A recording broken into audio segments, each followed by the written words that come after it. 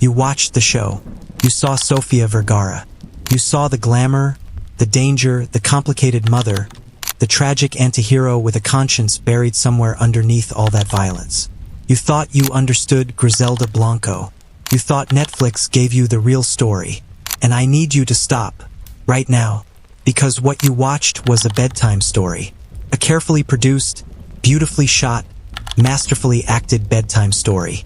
And the real woman, the actual human being who existed in real life, who walked real streets, who made real decisions about real people's lives and deaths, was something so far beyond what that show depicted that calling them the same story is almost an insult to the truth. Here is the first fact. The number Netflix never put on screen. The number that changes everything before we even get started. Griselda Blanco is believed, by the DEA investigators who spent decades studying her, by the journalists who covered her empire, by the prosecutors who built cases against her, to have personally ordered the murders of more than 200 people. Not a few, not dozens in a vague, implied way.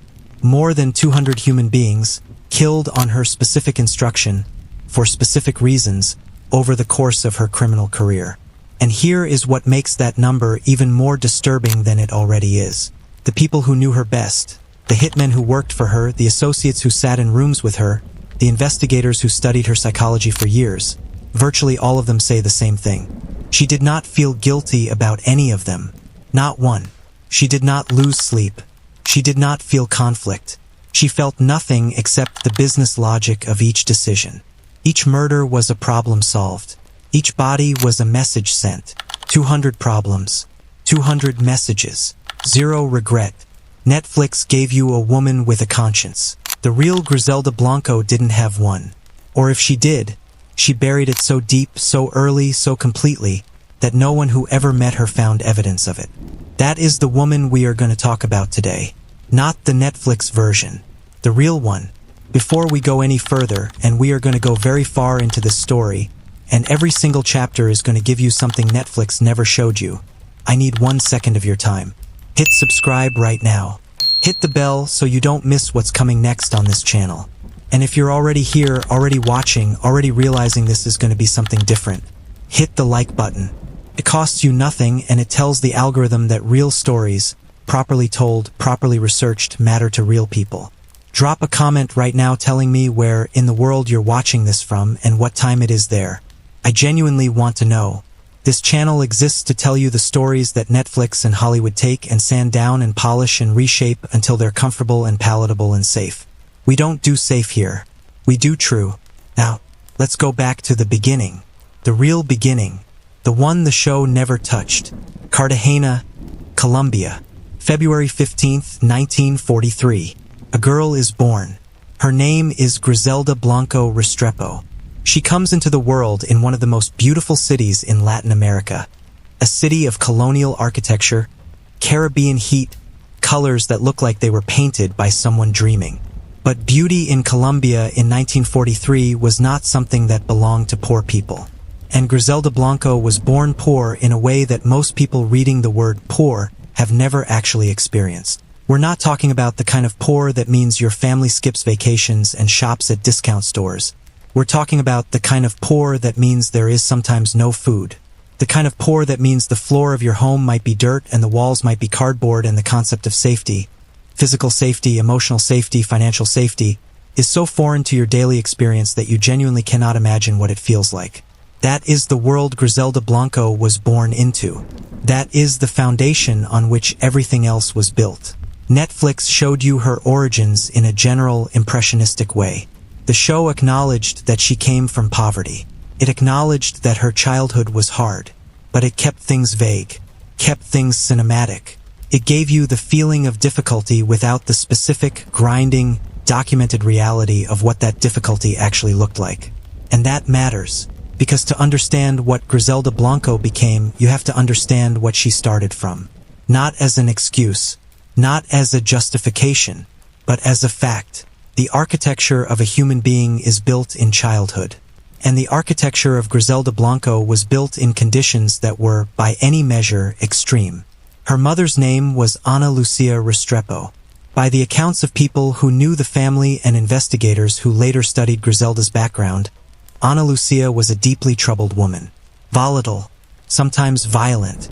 The household that Griselda grew up in was not a safe one. It was unpredictable in the specific way that the households of desperate, struggling, sometimes violent parents are unpredictable. You never knew from 1 hour to the next what mood was coming, what explosion was building, what the day was going to require you to survive. Children who grow up in environments like this develop very specific psychological adaptations. They become extraordinarily sensitive to other people's emotional states, not because they're empathetic in the warm sense, but because reading the room accurately is a survival skill when the room is dangerous. They learn to control what they can control, because so much of their environment is uncontrollable. They learn that safety is never guaranteed, and that the only person you can truly rely on is yourself. These are lessons Griselda Blanco learned before she could read, and she never unlearned them, not once in her entire life. By the time she was a young child, estimates put this somewhere around age 9 or 10, the family had moved from Cartagena to Medellin. This is significant.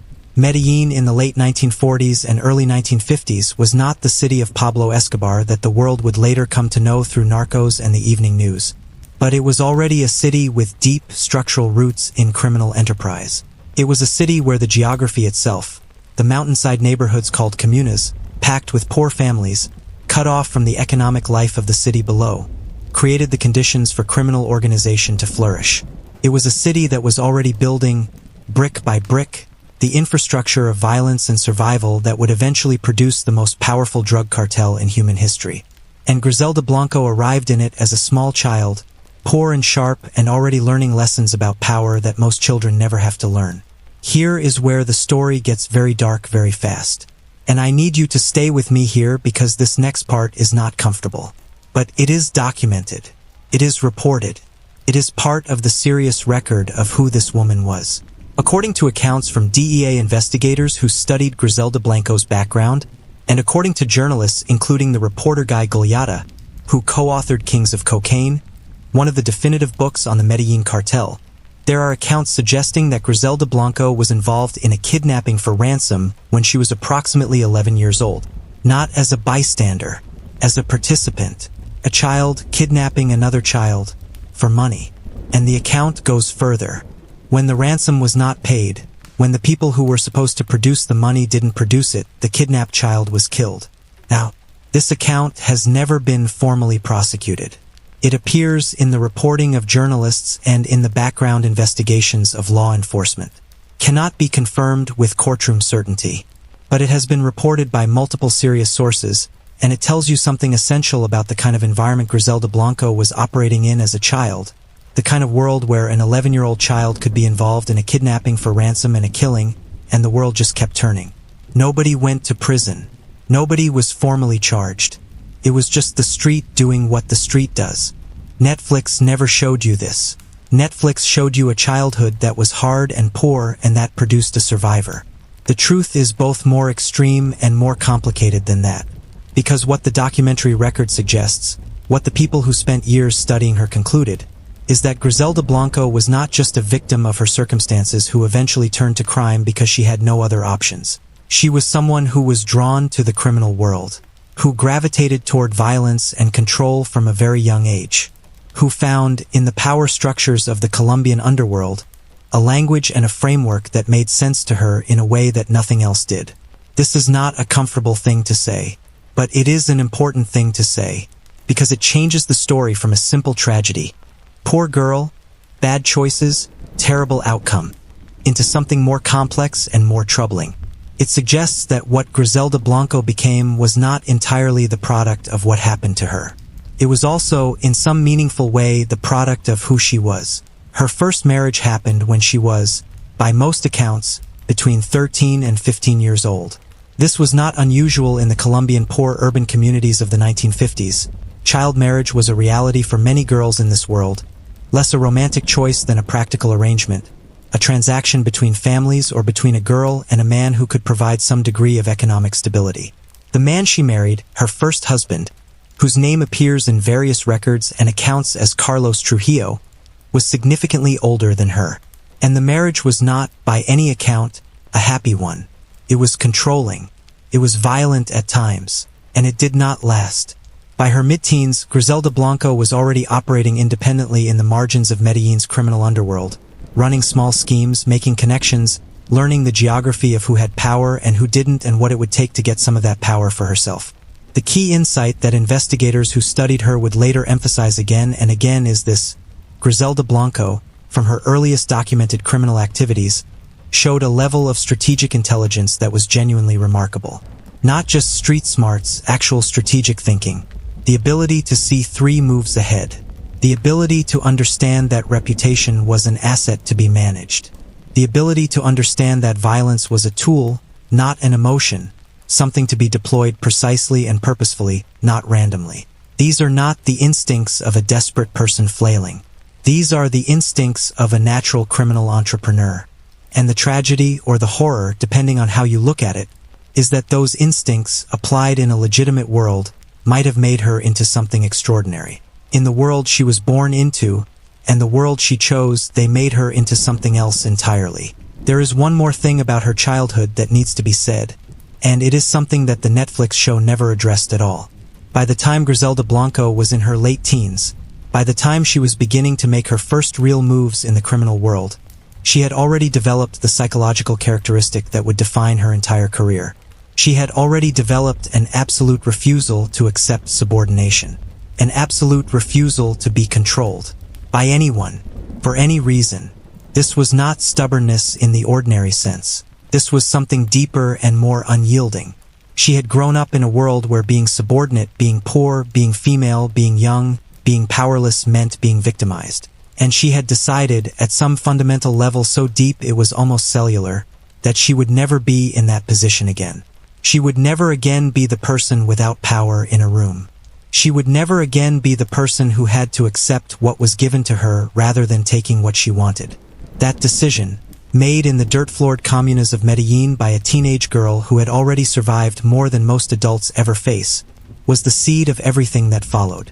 200 murders, billion-dollar cocaine empire, the most feared woman in American criminal history. It all grew from that one seed, planted in a girl who decided very early that she would rather be the one who scared people than the one who was afraid. By the time the 1960s arrived, Griselda Blanco was in her 20s. She was not yet the woman who would appear in DEA files and federal court documents and Miami Herald headlines. She was not yet the godmother of cocaine. But she was already something. She was already someone in the world of Colombian criminal enterprise who people knew about, who people were careful around, who people understood represented a particular kind of danger. And she was already working on the architecture of what would become the first great chapter of her criminal career. To understand what Griselda Blanco did in this period, you have to understand what the cocaine trade looked like in Colombia in the 1960s. Because it looked almost nothing like the cartel structures that most people, thanks to movies and TV shows, associate with Colombian drug trafficking. There was no Medellin cartel yet. There was no Pablo Escobar. He was a teenager in Medellin, a small time street criminal who hadn't yet found his calling. There was no centralized, hierarchical organization with a boss at the top and lieutenants below, and a clear chain of command and a distribution network that spanned continents. What there was in Colombia in the 1960s was a fragmented, entrepreneurial, opportunistic criminal ecosystem. Individuals and small groups who were beginning to understand that there was a product, cocaine, derived from the coca plant that had grown in the Andes for centuries, that Americans wanted desperately and were willing to pay extraordinary amounts of money for. And what those individuals and small groups needed was not just the product. They needed the pathway, the route from Colombia to the United States, the method of getting the product past the customs agents and the border inspectors and the law enforcement apparatus of the most powerful country on earth. Griselda Blanco figured out the method. And the method was so elegant, so simple, so perfectly calibrated to the blind spots of law enforcement in the early 1970s that it worked for years before anyone even understood what was happening. The man in her life at this point, the most significant of her several husbands, was Alberto Bravo. We'll come back to Alberto Bravo later, in a context that is considerably more violent. But in the early 1970s, Bravo was her partner in the most literal sense, her business partner, her romantic partner, her co-architect of what was about to become a pioneering cocaine smuggling operation. Together, they sat down and thought carefully about the problem of moving cocaine into the United States. And what they concluded, the insight that was, for the era, genuinely innovative, was that the solution was women. Specifically, women as mules. Specifically, women wearing custom-designed undergarments with hidden compartments built into them, filled with cocaine, walking through American airports while customs agents focused their attention on the demographic profiles they had been trained to look for. Male, often young, often of a certain appearance, and completely overlooking the women passing right in front of them. This was not just a clever trick. It was a systematic, scalable operation. Griselda and Bravo didn't recruit one woman or two women. They recruited networks of women from Colombia, often poor women who needed money, who were recruited, trained, and deployed as couriers carrying cocaine sewn into specially designed bras and girdles and body-hugging undergarments that distributed the product across the body in ways that were almost undetectable to the screening technology of the early 1970s, which was primitive by today's standards. Court documents and DEA reports from this period, reviewed by journalists including Guy Galliata and Jeff Lean in their reporting on the Medellin cartel, confirm the scale and sophistication of this operation. It was not improvised. It was engineered. And the engineer was Griselda Blanco. Netflix showed you the mule operation, but the show presented it as one element of a larger, more romanticized story. What the show didn't convey is how specifically ahead of its time this was. In the early 1970s, the DEA itself, the Drug Enforcement Administration, which had only been created in 1973 as a consolidation of various federal drug enforcement efforts, was still developing its understanding of how cocaine was being moved. The infrastructure for detecting and interdicting cocaine smuggling was in its infancy. And into that gap, Griselda Blanco walked. With her networks of women and her custom undergarments and her understanding that the best place to hide something is in plain sight, in a body that the system has been trained not to look at carefully. She exploited the systemic sexism of law enforcement. She turned the world's assumption that women were less likely to be criminals into a multimillion-dollar business model. And by the time law enforcement started to catch on, by the time customs agents and DEA investigators started looking more carefully at female travelers from Colombia, Griselda Blanco had already made enough money to take her operation to an entirely different level. The move to the United States happened in the early 1970s, specifically to New York City, specifically to the borough of Queens. And this is a detail worth pausing on for a moment because it tells you something about how she thought. She didn't go to Miami. Miami would come later, when the market was ready and the infrastructure was in place. She went to New York, because New York in the early 1970s was where the money was. The cocaine market in New York was enormous. A city of 8 million people. A city with an existing drug culture. A city where the distribution networks for other drugs were already established, and where cocaine was finding an increasingly affluent and enthusiastic customer base. She understood market economics before she understood anything about formal business. She went where the demand was. In Queens, she established herself. She built distribution networks. She connected with other Colombian expatriates, some criminal, some not, and used those connections to create the supply chains she needed. She was, at this point, already making significant money, and she was already establishing the other trademark of her operation, the violence. The absolute, non-negotiable, terrifying violence that was not reactive but deliberate. Strategic. A management tool deployed with the same calculation that a legitimate business executive might deploy a performance review or a contract termination. If someone in her organization stole from her, they died. Not because she was angry, or not only because she was angry, but because allowing theft to go unpunished would send the wrong message to everyone else. If someone talked to law enforcement, they died. Because allowing a cooperator to survive sent a message that cooperation was survivable, and she needed people to believe the opposite. If someone challenged her authority, questioned her decisions, tried to undercut her position, moved against her interests, they died. Because authority in her world was not something you maintained through argument or persuasion. You maintained it through the credible, demonstrated willingness to kill anyone who challenged it. She was ordering murders in New York in the early to mid-1970s. DEA records and court documents from her later prosecutions reference this period. She was not a peripheral figure in the Colombian criminal underworld operating in New York. She was a central one, already building the reputation that would eventually make her the most feared drug trafficker in American history. And she was doing it while being a woman, while being a Colombian immigrant, while operating in a world that in every dimension was structured to exclude people like her from power. She walked through every one of those barriers and built her empire anyway.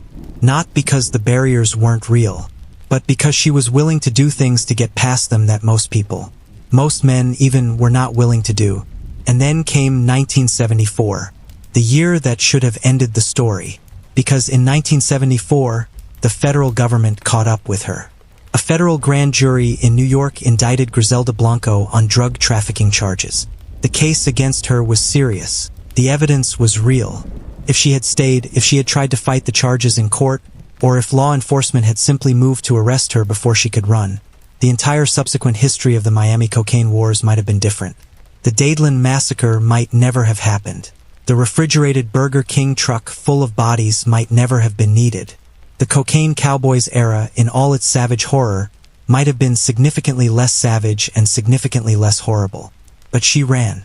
She fled back to Colombia, and the United States federal government, which in 1974 did not have the extradition treaties with Colombia that would later be negotiated and fought over and violated and eventually established, had no practical way to reach her there. She disappeared into Colombia, into the criminal underworld she knew, into a network of relationships and protections and money that kept her safe from American law enforcement for the better part of a decade.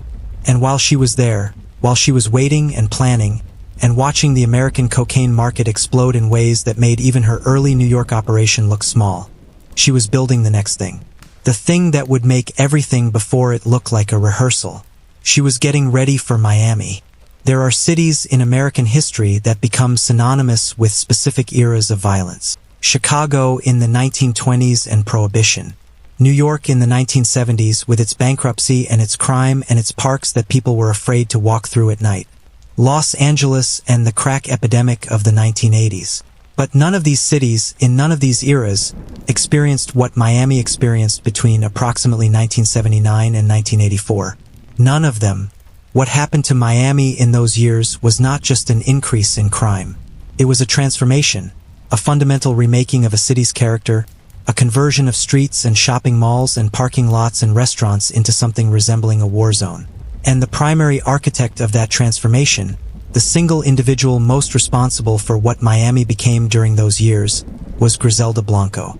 Let me give you the number first because the number is necessary context for everything else. In 1980, Dade County, the county that contains Miami, had a murder rate of 70 murders per 100,000 residents. To put that in context, the national average murder rate in the United States in 2023 was approximately 6.3 per 100,000. Miami in 1980 had a murder rate more than 10 times the current national average. And it wasn't just the rate.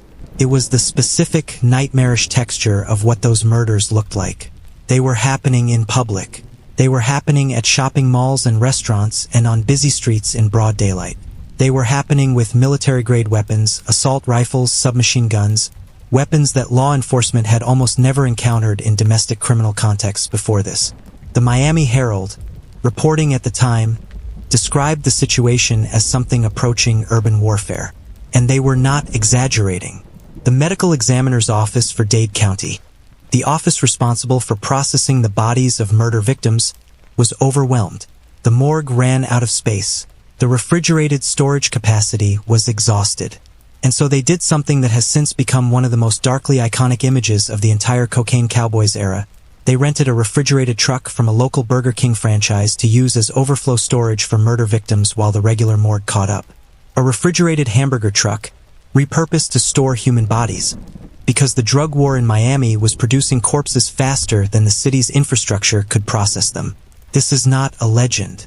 This is not an urban myth. It is documented. It was reported at the time by the Miami Herald. It was confirmed by medical examiner's records. It happened. And Griselda Blanco was responsible for a significant portion of the murders that made it necessary. She arrived in Miami in the late 1970s, approximately 1978 by most accounts. She arrived with money, with connections, with the operational infrastructure she had built during her years in Colombia after fleeing the New York indictment, and with the strategic vision to understand that Miami was about to become the most important cocaine distribution hub in the United States. Because the geography of it made sense. Miami was close to Colombia, close to the Caribbean islands that could be used as transshipment points, and it was a city with a large Cuban-American community that included people with the right skills and the right willingness to participate in criminal enterprise. It was a city with a port and an airport and the infrastructure for moving product. It was a city that was growing rapidly, with money flowing in from all directions, some of it legitimate and some of it very much not. And it was, at that moment, a city where the cocaine distribution infrastructure was still relatively undeveloped, where there was a market of enormous size and enormous demand and not yet an organization capable of fully serving it. Griselda Blanco intended to be that organization. Within a few years of her arrival in Miami, she had built something that DEA investigators and journalists have described in terms that sound almost impossible. A cocaine distribution empire that at its peak was moving, by some estimates, more than a ton of cocaine per month into the United States. A ton. Per month. For reference, a kilogram of cocaine at the retail level in 1980s Miami sold for between $20,000 and $30,000. A ton is 1,000 kilograms. You do that math. You understand what that kind of volume at those prices meant in terms of revenue. The numbers that various investigators and journalists have put on her operation at its peak range from hundreds of millions to several $billion annually. Some estimates put her personal net worth, at the height of her power, at over $2 billion. She was, in the most literal sense, one of the wealthiest individuals in the United States, and virtually no one outside of law enforcement and the criminal underworld knew her name. This was by design. Griselda Blanco was never interested in celebrity. She was never interested in the kind of ostentatious display that would later characterize figures like Pablo Escobar, who built his own private zoo and flew his own planes and became a figure of such public prominence that the Colombian government could not possibly ignore him. She preferred to operate in the shadows. She preferred the money without the profile. She lived well, comfortably, even lavishly by most people's standards, but she did not live in a way designed to attract attention. She understood something that many of her counterparts in the drug trade never grasped. The most dangerous thing a criminal can do is make themselves into a target. The way to survive in her business was to be feared by those who knew you and invisible to those who didn't. But the violence she used to protect and expand her empire made invisibility difficult to maintain. Let's talk about the specific murders. Not in the abstract, in the specific. Because the specific is what the Netflix show avoided, and the specific is where the reality of what Griselda Blanco actually did lives. July 11th, 1979. The Dadeland Mall, South Miami. It is a Wednesday afternoon. The Dadeland Mall is one of the largest shopping centers in Miami, busy with ordinary shoppers, families, teenagers, people running errands, people picking up lunch. Inside a liquor store called Crown Liquors, two men are shopping. Their names are German Jimenez Pineso and his bodyguard Juan Carlos Hernandez Cardenas. Jimenez Pineso is a Colombian drug dealer, not someone who works for Griselda Blanco, but someone who has, in one way or another, made himself into an enemy of her organization. The specific nature of the dispute has been reported differently by different sources, but the essential fact is that he is a target. And on this particular Wednesday afternoon, two of Griselda Blanco's hitmen walk into Crown Liquors and open fire. They are carrying MAC-10 submachine guns, weapons capable of firing up to 1,000 rounds per minute, and they use them. They kill Jimenez Pineso. They kill Hernandez Cardenas. And then they run out of the liquor store and continue firing in the parking lot outside, wounding several more people before escaping in a specially modified van. A van with gun ports cut into it, a van prepared specifically for this kind of operation, a van that itself tells you everything you need to know about the level of planning and resources behind the violence. The Dadeland Massacre, as it came to be known immediately, in Miami Herald headlines the next morning, was a watershed moment. Not because it was the first killing Griselda Blanco had ordered in Miami. It was not. But because of where it happened. A shopping mall. A busy, public, civilian space. Because of the weapons used, military-style automatic weapons that most Americans had never heard of being used in domestic criminal violence before. And because of what it signaled, that whoever was doing this was not afraid of witnesses, was not afraid of law enforcement, was not afraid of the ordinary constraints that even most violent criminals operate within. This was a message. The message was, there are no safe places. There are no rules. There is no line we will not cross. And the person sending the message was Griselda Blanco. The Dadeland Massacre made the Miami Herald. It made the national news. And it began the process of introducing American journalists and American law enforcement to the concept of what they started calling the cocaine cowboys. The Colombian traffickers who had brought their homeland's tradition of spectacular, theatrical, consequence-free violence to the streets of Miami. But it did not slow Griselda Blanco down. If anything, it accelerated her. Because the Dadeland massacre demonstrated, in the most public possible way, that she could reach anyone, anywhere, at any time. And in the currency of her world, that was worth more than almost anything else. Now I need to tell you about the motorcycle assassins, because this is perhaps the single most lasting contribution Griselda Blanco made to the methodology of organized crime, in America, in Colombia, across Latin America, and it is something that Netflix touched on but never truly captured the significance of. Griselda Blanco is widely credited by DEA investigators, by the journalists who covered her operation, by the documentary filmmakers who produced the Cocaine Cowboys series, with pioneering the use of motorcycle-mounted hitmen as an assassination method in American organized crime. The logic is simple and brutal. Miami in the late 1970s and early 1980s was a city of traffic. Cars, congestion, the unpredictable flow of a rapidly growing city. A hitman in a car could get stuck in traffic, could get trapped by a police car that happened to be nearby, could be slowed down by the simple logistics of moving through a city in a vehicle that requires clearance and space and the cooperation of traffic patterns. A hitman on a motorcycle could do none of those things. A motorcycle could move through traffic, could ride between lanes, could accelerate to speeds that cars couldn't match in city conditions, could disappear into side streets and parking structures and the spaces of the city that four-wheeled vehicles couldn't easily reach. A motorcycle assassin could pull up alongside a target vehicle at a traffic light, deliver a fatal shot through the window, and be gone before anyone in the vicinity fully understood what had happened. Griselda Blanco understood this. She deployed it systematically. Her hitmen, called sicarios, a Spanish word for assassins that you will hear again in connection with every major Colombian cartel story, operated on motorcycles. They practiced. They developed techniques. They refined the methodology over dozens of operations. And what Griselda Blanco pioneered in Miami in the late 1970s and early 1980s became a template, copied first by other Miami traffickers, then by Colombian cartels operating in their home country, then by criminal organizations across Latin America, where motorcycle assassinations remain one of the primary methods of organized criminal violence to this day. She invented a murder methodology that is still being used by criminal organizations she never met, in countries she may never have visited 40+ years later.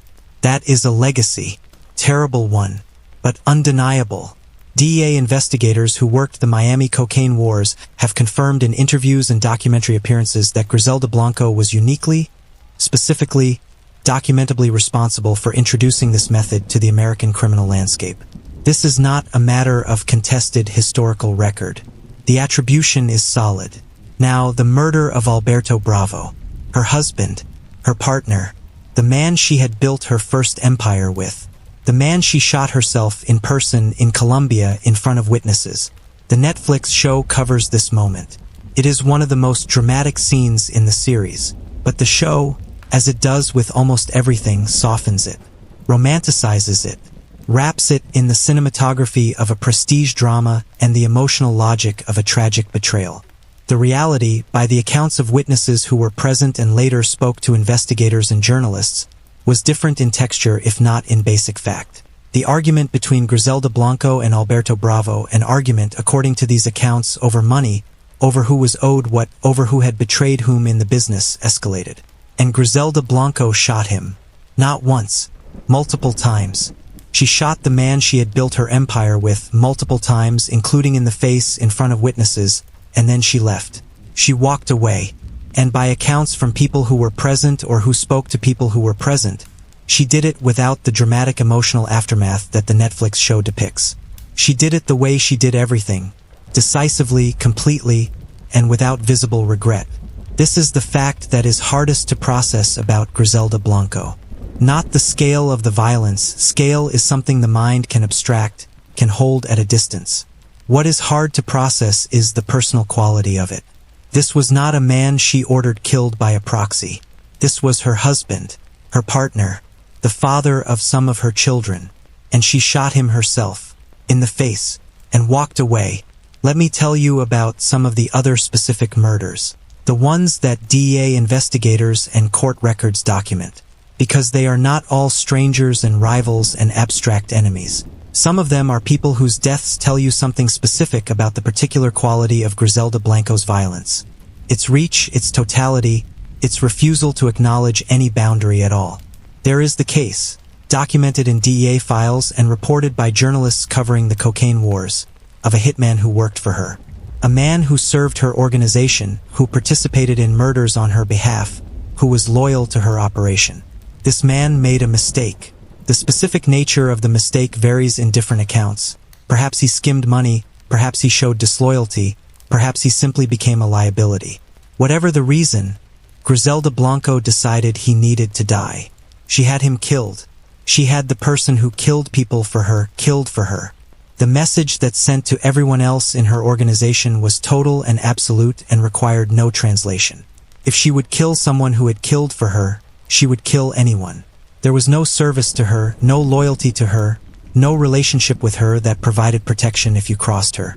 None. There is the case of Chucho Castro, a Colombian trafficker who operated in Miami in the late 1970s. Castro crossed Griselda Blanco in some way. The specific details are disputed in different accounts, and was killed on her order. But Chucho Castro had bodyguards. He had protection. He was not an easy target. The men sent to kill him had to fight their way through his protection.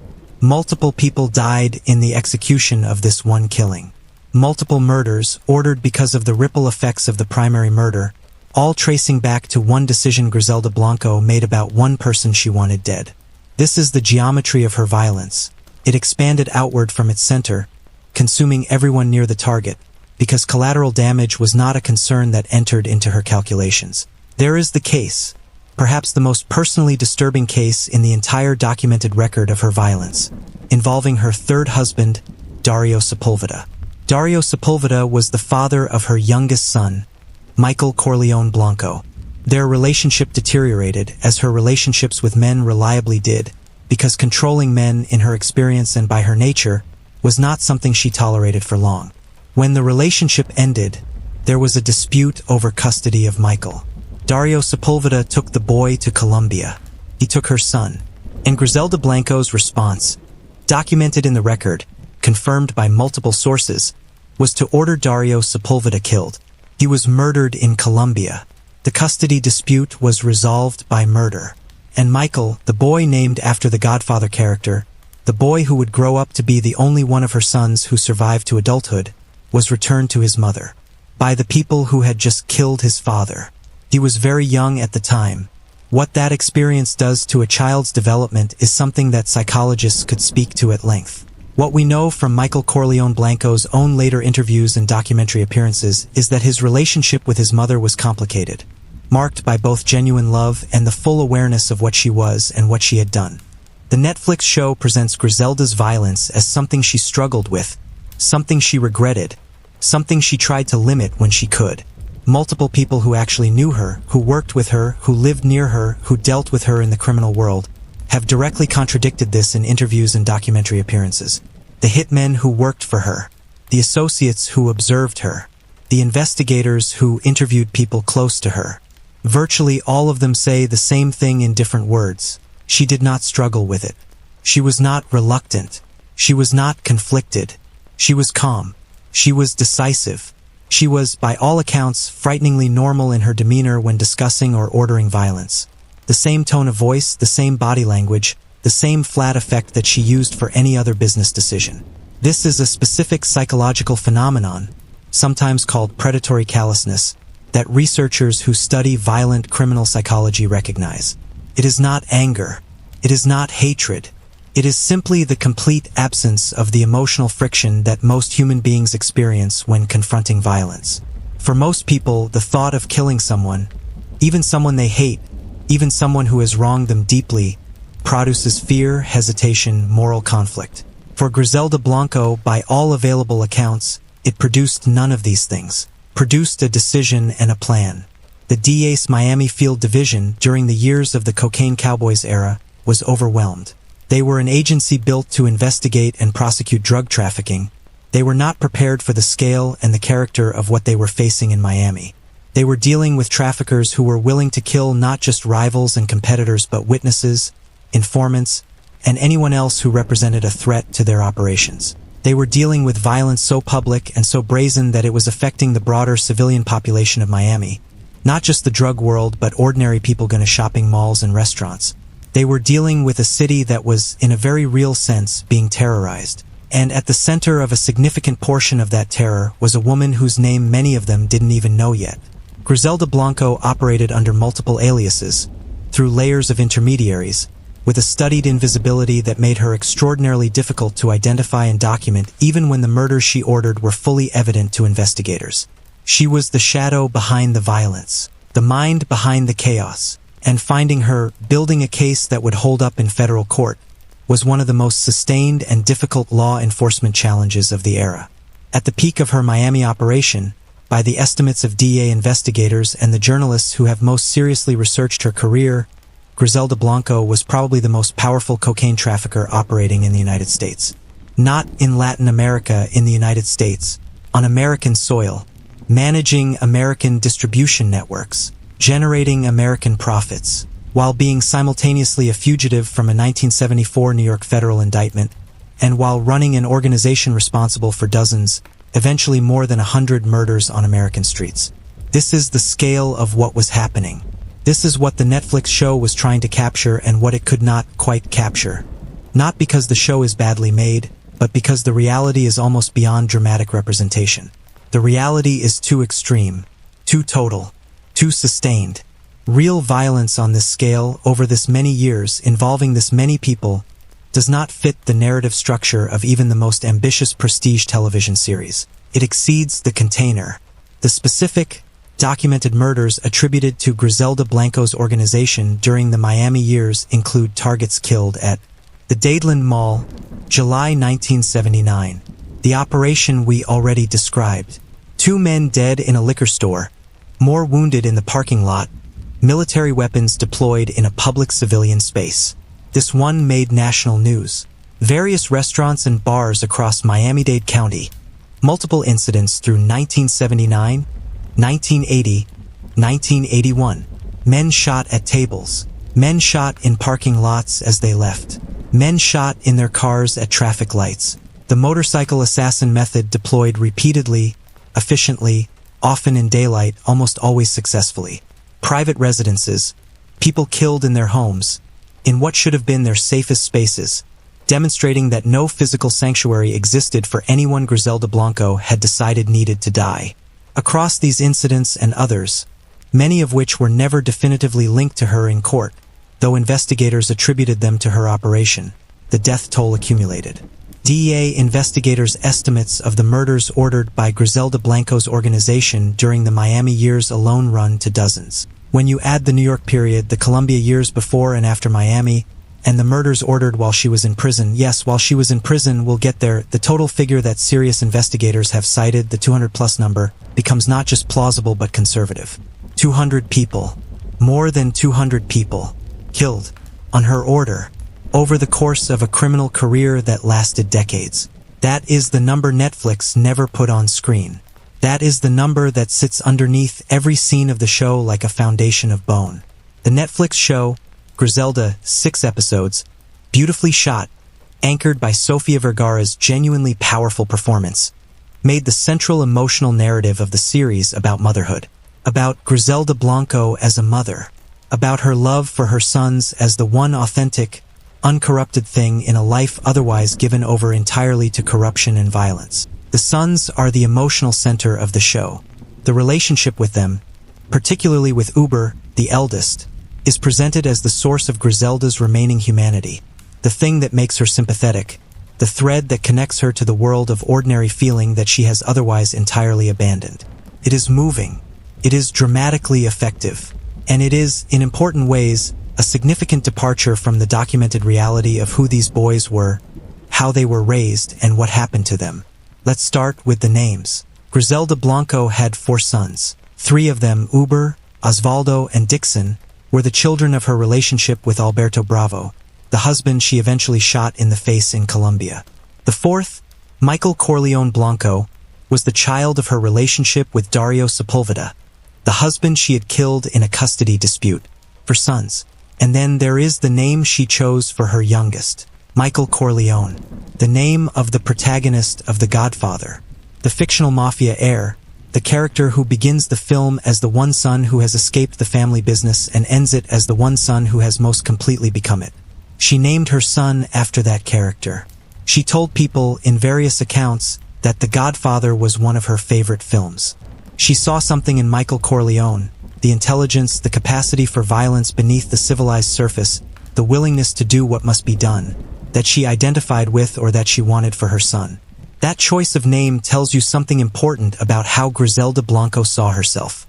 She was not a reluctant criminal who had been forced into the life by circumstance.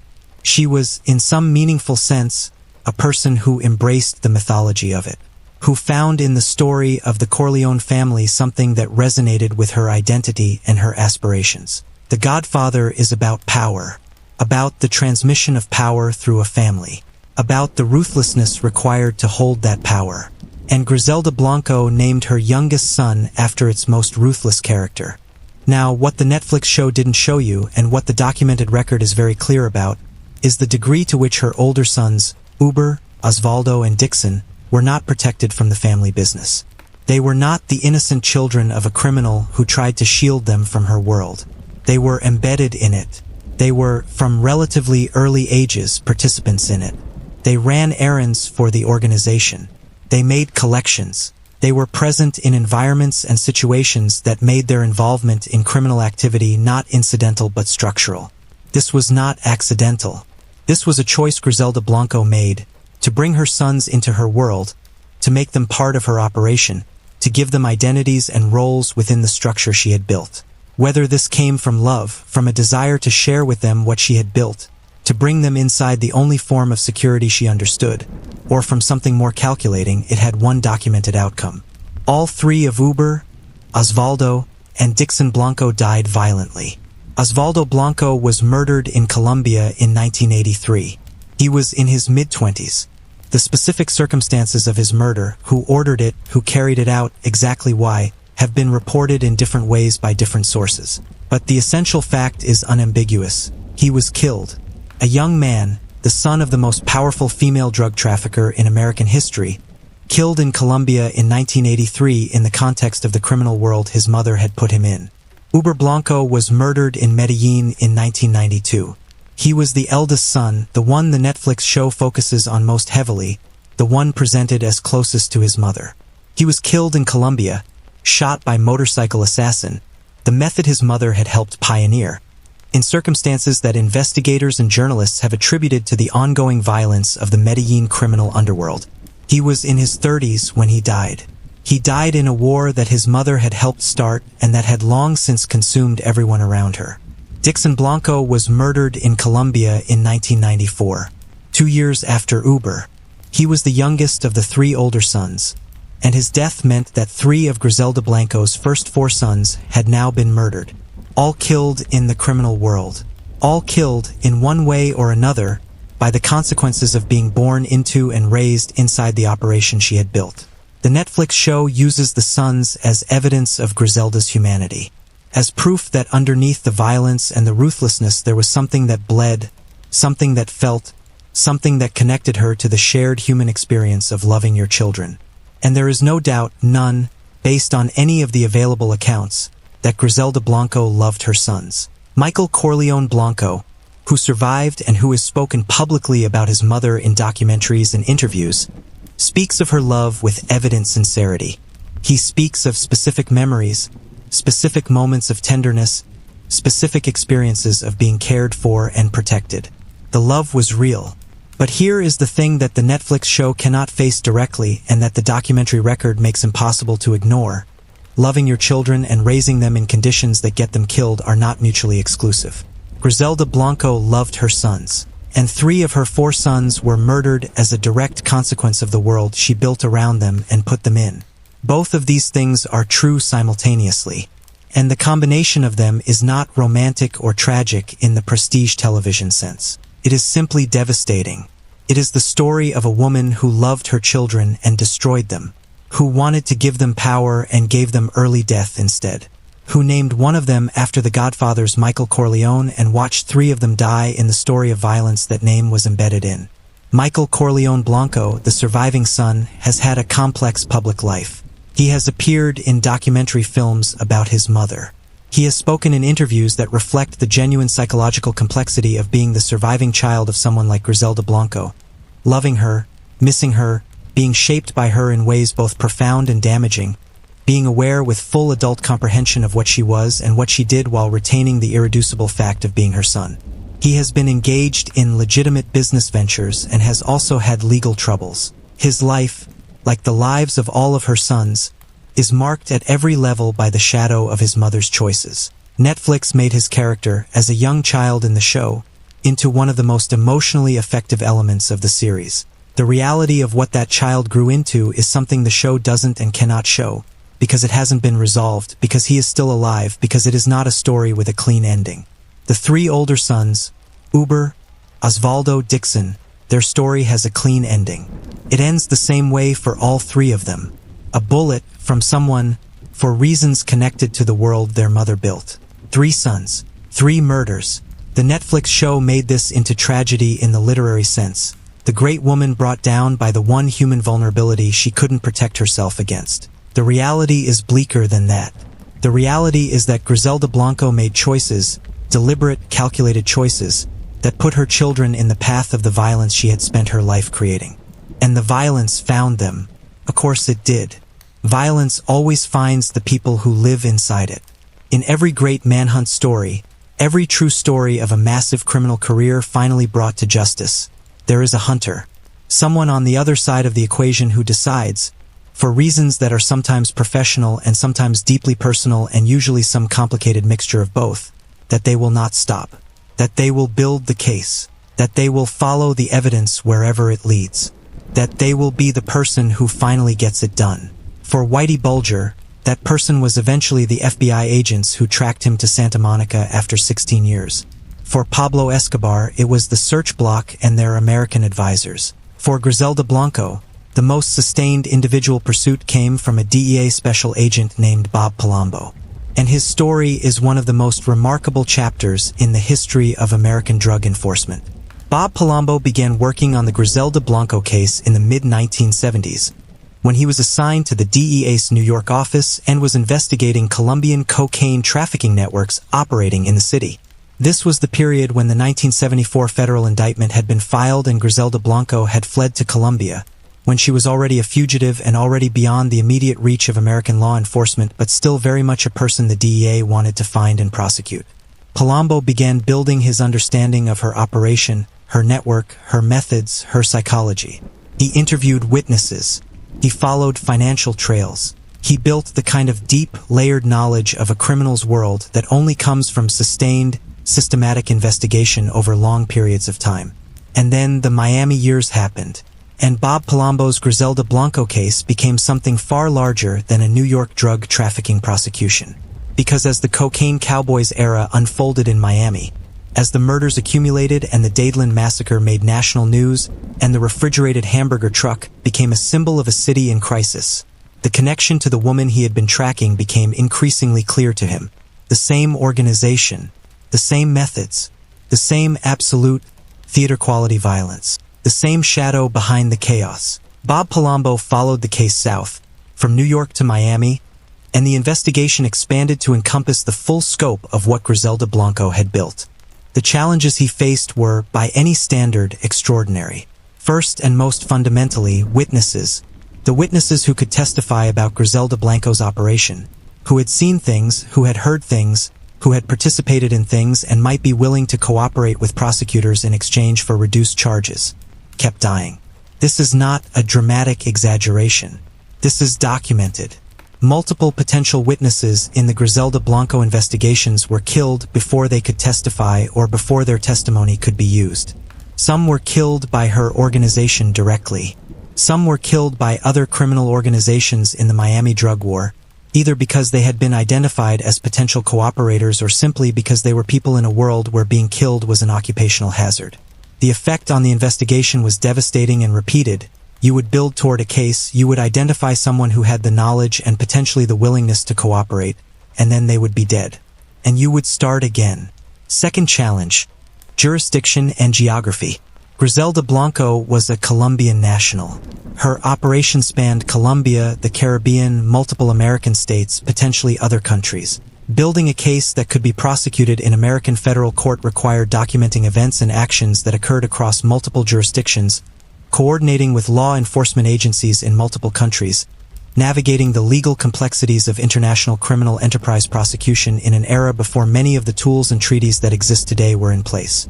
The DEA in the 1970s and early 1980s was an agency that was still developing its international cooperation frameworks. Working with Colombian law enforcement in this era was complicated in specific ways that anyone familiar with the history of the DEA-Colombia relationship will understand.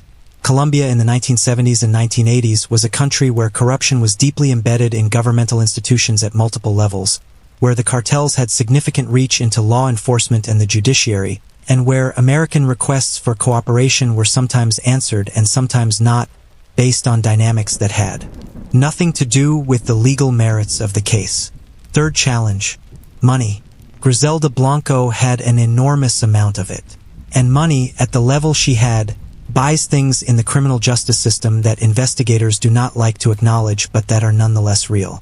It buys lawyers of the highest caliber, lawyers who know every procedure, every motion, every avenue of challenge. It buys the ability to make witnesses disappear, whether by killing them or by paying them to relocate and become unavailable. It buys time. Legal maneuvering takes time, and time is often on the side of the person with the most resources to sustain the fight. Every case that Bob Palombo built toward encountered these obstacles. Every step toward prosecution was met by a countermove funded by the enormous revenues of Griselda Blanco's cocaine empire. But Bob Palombo did not stop.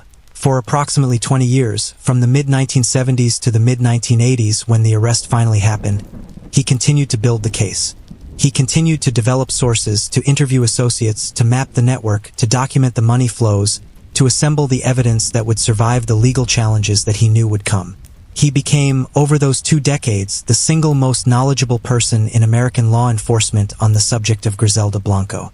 The institutional memory of the investigation.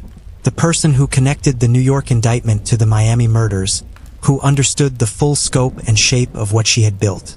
Other agents and investigators contributed to the case at various points. This was not a one-man operation in a practical sense. But Palombo's sustained, decades-long commitment to it is documented and recognized by his colleagues, and in the accounts of journalists who covered the story. He has appeared in documentary films about Griselda Blanco, including the Cocaine Cowboys films. In those interviews, he speaks about her with the particular quality of someone who has spent decades understanding a person they have never actually met. A quality that is part professional respect for a worthy adversary and part the deeply personal frustration of a man who watched murders accumulate year after year and could not yet stop them. He describes her intelligence, her operational discipline, her ability to compartmentalize, to keep the different elements of her operation separated from each other in ways that limited any single cooperator's ability to see and testify about the whole picture. He describes the specific psychological challenge of building a case against someone who understood, at an intuitive level, exactly how law enforcement builds cases and took systematic steps to make that building as difficult as possible. The arrest, when it finally came in February of 1985, happened in Irvine, California, not Miami. This is a detail worth emphasizing because it tells you something important about Griselda Blanco's operational intelligence.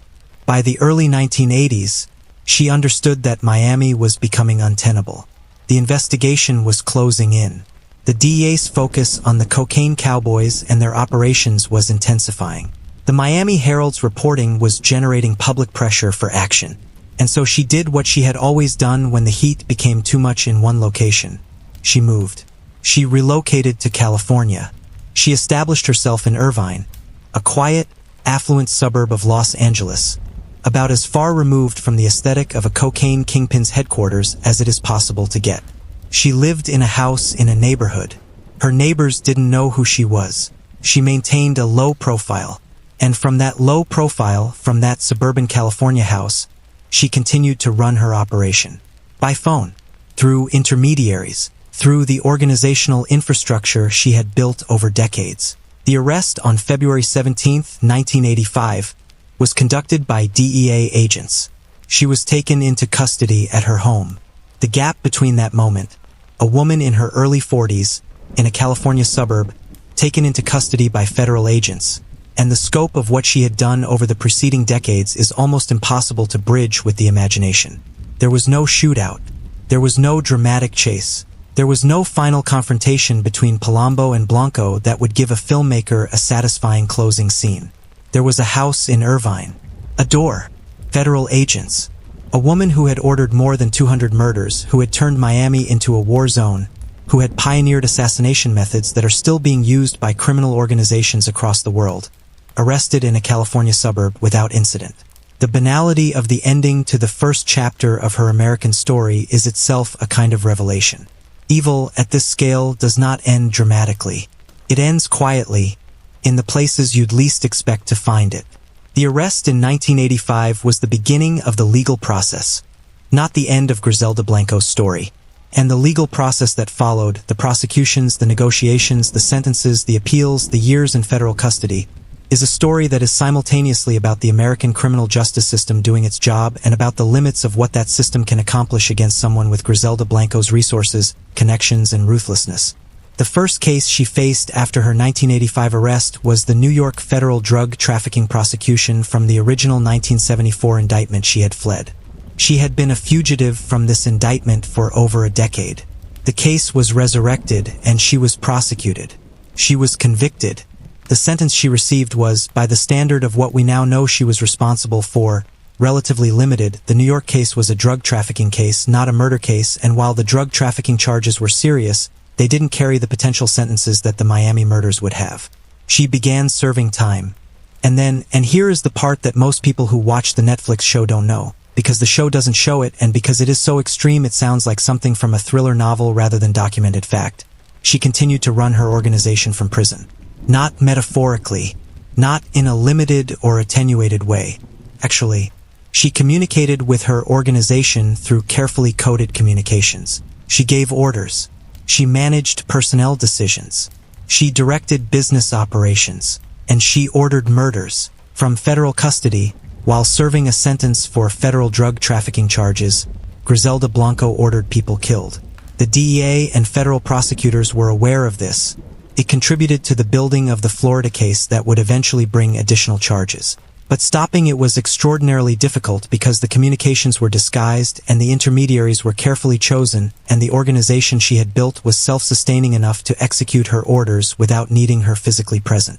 This is a fact that has been confirmed by investigators and prosecutors who worked her cases, and that has been reported by journalists, including those who wrote most extensively about the cocaine Cowboys era. It is not speculation. It is not embellishment. She ordered murders from prison, while serving a federal sentence, with full awareness that doing so could add to her legal jeopardy if discovered. She did it anyway, because the business required it, because the management of her organization required it, because allowing challenges to her authority to go unanswered, even from a prison cell, would have sent the wrong message to everyone in her network. The ruthlessness never stopped. Even incarceration did not stop it. The Florida prosecution, the Miami case, was the bigger, more significant legal proceeding. The potential charges were more serious. The evidence of her role in the cocaine Cowboys murders was more extensive and better documented. The prosecution team worked the case for years, building toward charges that could encompass not just drug trafficking but the violence, the murder she had ordered, the conspiracy to commit murder, the running of a criminal enterprise that had produced dozens of deaths on American streets. But building this case faced all of the same challenges that Bob Palombo and others had faced for 2 decades. The dead witnesses, the intimidated witnesses, the extraordinary resources of the defense, and one additional complication that made the Florida prosecution particularly difficult. One of her key cooperating witnesses, a man named Jorge Rivi Ayala, who had been one of her most trusted hitmen, who had participated personally in murders on her behalf and who had, after his arrest, agreed to cooperate with prosecutors and provide testimony about Griselda Blanco's operation, became the center of a scandal that threatened to collapse the entire case. From jail, awaiting his opportunity to testify, Rivi Ayala was found to have been making sexually explicit phone calls to female employees of the Miami-Dade State Attorney's Office. When this was discovered, the prosecutorial team that had been building the Griselda Blanco murder case was compromised. A key cooperating witness, a man whose testimony was essential to the murder charges, had created a situation that defense attorneys were going to exploit to destroy his credibility and taint the case. The murder charges, the charges that could have resulted in a life sentence for the specific killings her organization had carried out on Miami streets, were dropped. Not because the evidence wasn't there, because the cooperation that was necessary to present that evidence in court had been fatally compromised. Griselda Blanco pleaded guilty to 3 counts of murder, 3 out of the dozens attributed to her organization, out of the 200+ attributed to her over her career, and was sentenced accordingly. Combined with her New York sentence and the time she had already served, the total time she spent in American federal and state custody came to approximately 20 years. 20 years. For more than 200 murders. For the cocaine empire. For the Dadeland massacre. For the refrigerated Burger King truck. For the cocaine Cowboys era. 20 years. She was deported to Colombia in 2004. She was in her early 60s. She walked off a plane in Medellin, the city where she had started, the city where her sons had been killed, the city that had produced her and that she had helped transform into the nerve center of the global cocaine trade. A free woman. An old woman, yes. A woman who walked with difficulty, who had aged in the way that 20 years of incarceration ages a person. But free. Not imprisoned in Colombia. Not under house arrest.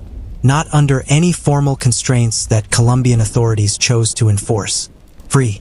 And here is the part of the story that the Netflix show does not show you. The part that happens after the show's narrative ends. Because the show's narrative ends or is strategically ambiguous, at a point before the deportation, before the Colombian years. The show gives you the rise and the fall and the suggestion of a reckoning and some glimmer of something like reflection. What the show doesn't show you is the afterward. The actual afterward. In Medellin, after her deportation, Griselda Blanco lived. She lived in a house. She had security. She moved around the city. She was not anonymous. People in Medellin knew who she was, knew her reputation, had grown up hearing stories about her. But she was not imprisoned. She was not in danger from the Colombian state. Whatever remained of her business interests, whatever connections and relationships she had maintained through 2 decades of American imprisonment, she had access to them. She was an old woman in a city that had once been her kingdom, living the last years of her life in the country she had never entirely left behind. And then September 3rd, 2012, or September 2nd, depending on the source. Some accounts say it happened on her 69th birthday itself, others the day before or after. The date is slightly disputed, but the event is not. Griselda Blanco was outside a butcher shop, a carniceria, in the Bullen neighborhood of Medellin. She was going about what passed for her ordinary daily life, and a motorcycle assassin appeared. A man on a motorcycle. The method she had pioneered. The method her organization had deployed dozens of times on the streets of Miami. The method that had killed her own son Uber 20 years earlier. The motorcycle assassin shot her once in the head and drove away. She died at the scene. She died the way she had killed. That is not a poetic interpretation. That is the literal, factual truth. A woman who had used motorcycle assassins to kill people on the streets of Miami died when a motorcycle assassin killed her on the streets of Medellin. The method returned to her. The violence she had sent out into the world came back. Took decades, but it came back. Who ordered her killed? This is the question that journalists and investigators have discussed at length without reaching a definitive public answer. Was it a rival from the remnants of the Medellin criminal world? Was it someone with a grudge from decades earlier, finally settled? Was it a newer generation of Colombian criminal organization that saw her as a historical nuisance or a potential threat? The specific person or organization that ordered the killing has not been publicly established with certainty. But the fact of the killing, the method, the location, the outcome, these are not in dispute. The Netflix show ends before this moment. Of course it does. Because a woman shot in the head outside a butcher shop in Medellin by a motorcycle assassin is not a narratively satisfying ending for a prestige television drama. provides no catharsis, provides no redemption. It provides no final reflection, no moment of recognition, no last conversation that gives the audience something to hold on to. It is simply an ending. The same kind of ending she gave to so many other people. Quick, final, unannounced. The motorcycle appeared and she was alive. The motorcycle left and she was dead. That is all there is to the ending of Griselda Blanco's life. And in its flatness, its abruptness, its complete refusal to provide meaning, it is perhaps the most honest thing about her entire story. This is the chapter many of you came here specifically for. You watched Griselda on Netflix. You watched all 6 episodes. You were fascinated and disturbed and sometimes moved, and you came here because you wanted to know how much of what you just watched was real. How much did Netflix get right? How much did they change? What did they invent? Let's go through it carefully and honestly, because the show deserves fair treatment even as we examine its departures from reality. The basic biographical arc is accurate. Griselda Blanco was born in poverty in Colombia. She moved into cocaine trafficking. She built an empire. She was based in Miami during the peak of the cocaine wars. She had multiple husbands and sons. She was arrested and imprisoned. She was eventually deported to Colombia. She was killed by a motorcycle assassin. These foundational facts are not invented. The show is built on a real story, and the skeleton of that story is real. The poverty origins are real. The deprivation of her childhood. The violence of the world she grew up in. These are documented, and the show's depiction of them, while impressionistic and cinematic, is grounded in reality. The cocaine mule operation using female couriers and specially designed undergarments. This is real and documented, and the show depicts it accurately in its basic outlines. The Miami violence is real. The Dadeland Mall massacre is real. The use of motorcycle assassins is real. The sheer scale of the cocaine empire she built is real. The show's depiction of Miami in this era, the excess, the money, the terror, capture something true about what the city was going through, even if specific details are altered or dramatized. The murders of her sons are real. 3 of her 4 sons were killed violently. This is documented, and the emotional reality of it, whatever complicated feelings she had about those deaths, is a genuine part of her story. The sexuality, the show's depiction of Griselda Blanco as a sexual being who used sexual attraction and romantic relationships as tools of power and manipulation, is consistent with accounts from people who knew her. She was, by these accounts, a compelling personality in multiple dimensions, someone whose control over others was not only about fear but about personal magnetism and the complex pull of intimacy. The general atmosphere of extreme danger that surrounded her, the sense that everyone in her orbit was always a decision away from death, is accurate, and the show conveys it effectively. The childhood. The Netflix show gives you a hard childhood in general terms but keeps it relatively sympathetic. Things happened to her, she survived, she made choices. The documented record suggests something more specific and more disturbing. The possible involvement in a kidnapping and death when she was approximately 11 years old. The very early and very deliberate movement toward criminal life. The suggestion, which investigators found compelling, that she was not merely a product of her circumstances but someone with a particular psychological orientation toward violence and control that expressed itself very early and very completely. The conscience. This is perhaps the most significant departure from documented reality in the entire show. Netflix gave Griselda Blanco a conscience. It gave her internal conflict. It gave her moments of doubt, of remorse, of the struggle between her violent world and her human feeling. The people who actually knew her, who worked for her, who dealt with her, who investigated her, have been remarkably consistent in saying that this is not an accurate portrayal. She did not show remorse. She did not struggle with the violence. She was calm about it in ways that people who observed her found deeply unsettling. The show made this choice for dramatically sound reasons.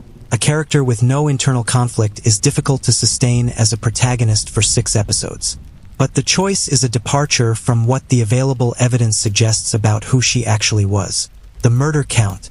The show implies a smaller and more selected body of violence than the 200-plus estimate that serious investigators have put forward. This is understandable. Depicting 200-plus murders in a 6-episode series is not possible. But the scale of what the show implies versus the scale of the reality is significant. The sons' roles. The Netflix show is careful to present the older sons as in some ways innocent, affected by and pulled into the world their mother created, but not enthusiastic architects of it.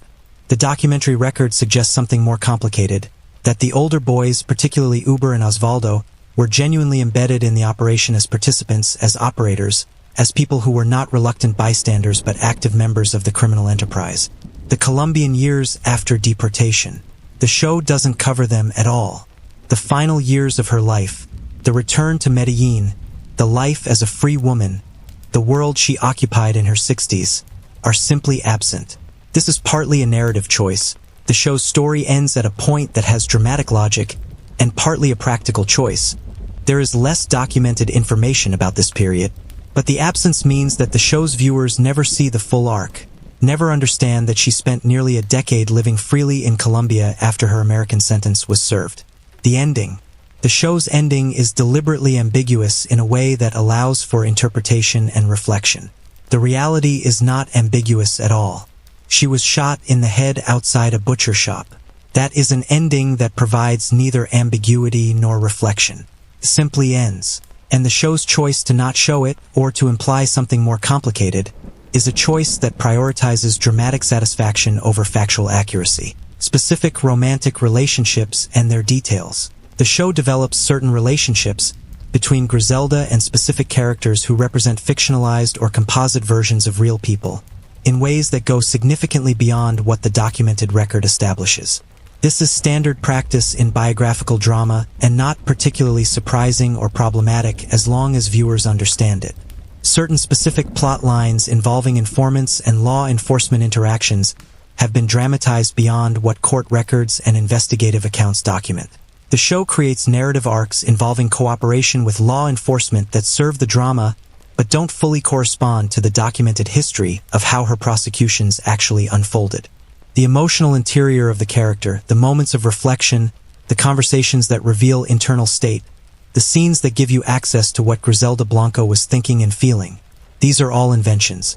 Obviously, no one knows what she thought. No one knows what she felt in private moments. The show invents an interior life for her because drama requires interior life.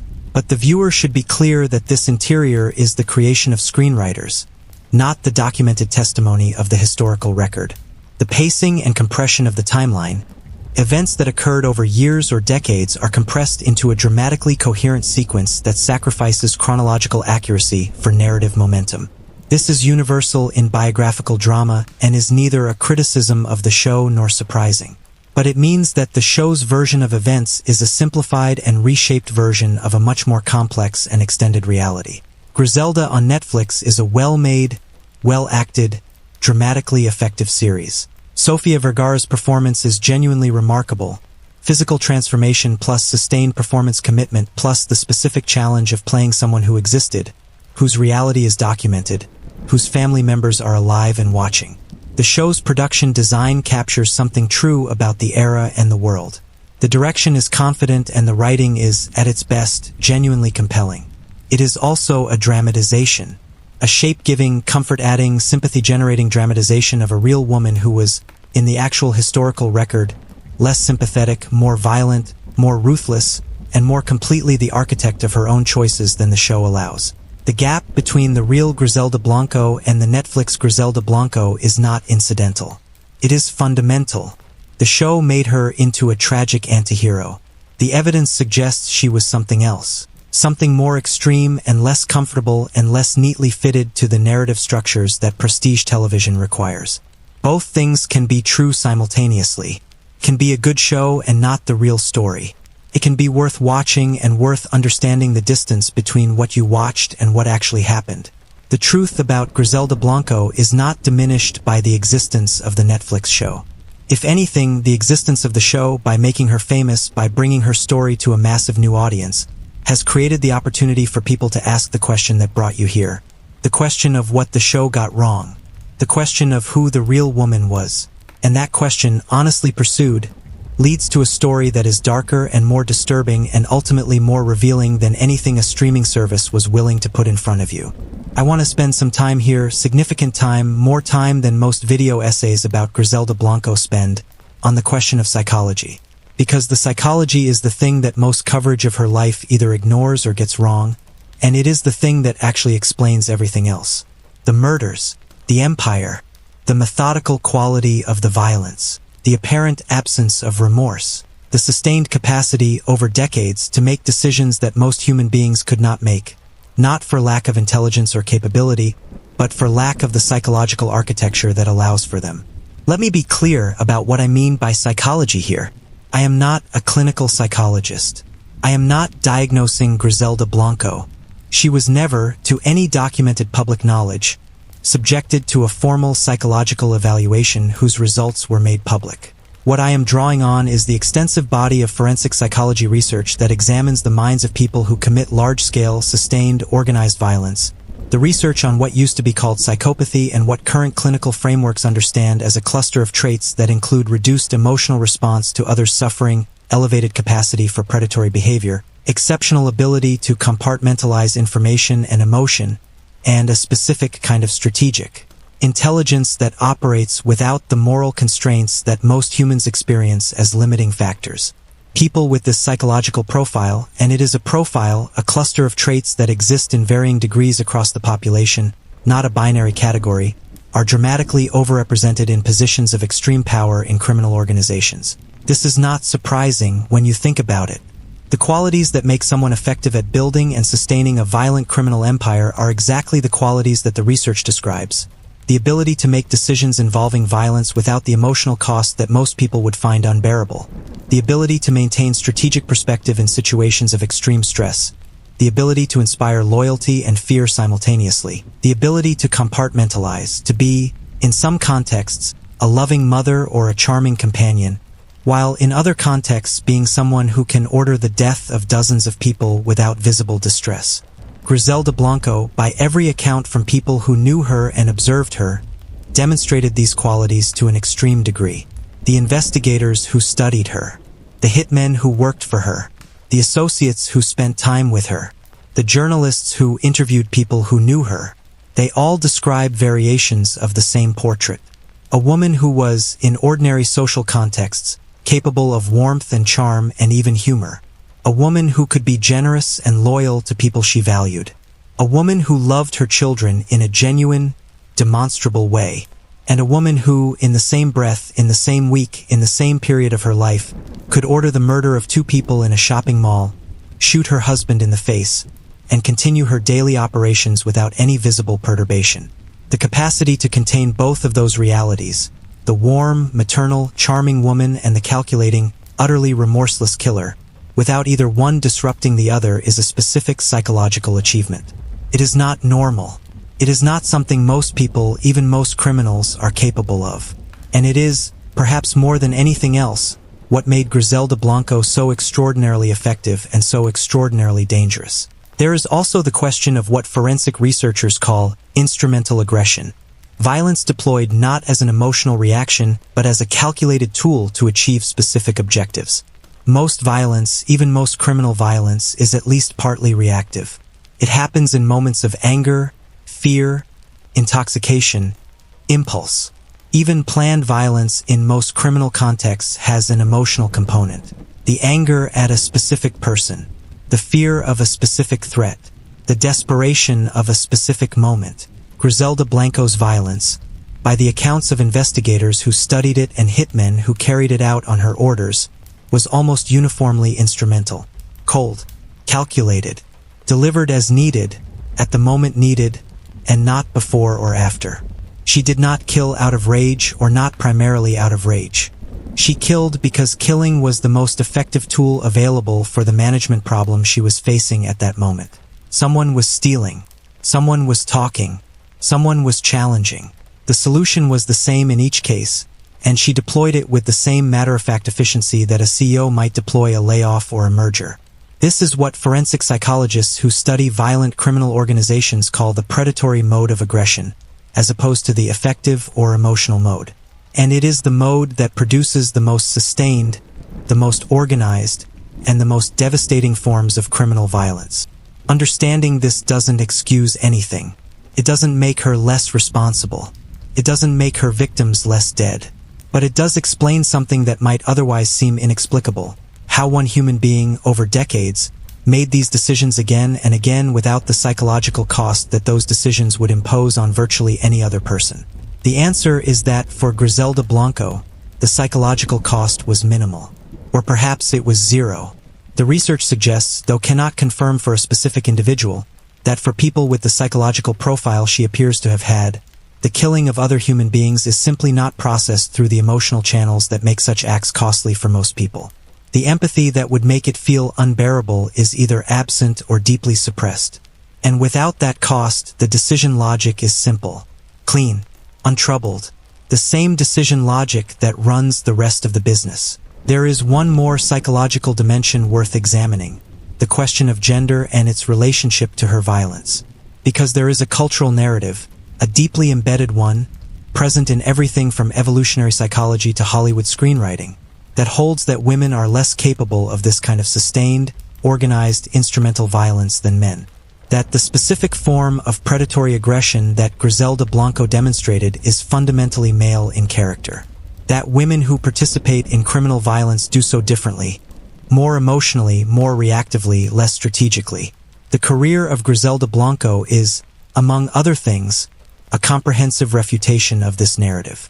She was more strategically violent than most of the men around her. She was more coldly calculating about it. She was more effective at deploying it as a management tool. She built a larger empire, lasted longer, operated at greater scale, and produced more violence than virtually any of her male contemporaries in the drug trade. The idea that this kind of violence is inherently male is simply wrong. It is psychologically wrong.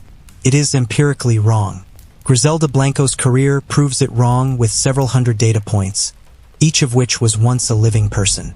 To fully understand Griselda Blanco's significance, her place not just in the history of crime but in the broader history of the late 20th century, in the social history of the United States, in the development of the global cocaine trade, you have to understand the before and the after. What the cocaine business looked like before she arrived at scale, what it looked like after, and how directly the line runs from one to the other. When Griselda Blanco first began moving cocaine from Colombia to the United States in the late 1960s and early 1970s, the cocaine trade was fragmented, small-scale, and almost entirely invisible to the American public and to most of American law enforcement. Cocaine was a drug that most Americans knew about.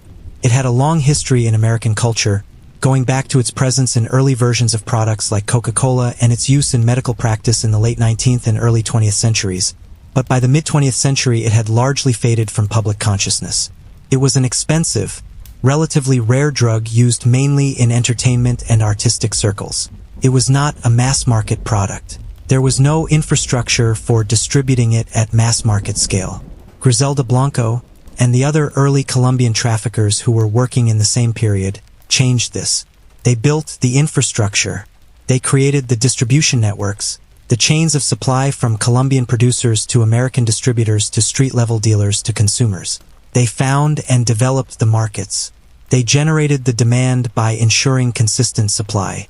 They made cocaine in the late 1970s and early 1980s into the defining recreational drug of a generation, the drug of the disco era, the drug of Wall Street, the drug of Hollywood, the drug that crossed class lines and demographic lines and became simultaneously a symbol of extreme wealth and a scourge in communities that could barely afford it but consumed it anyway.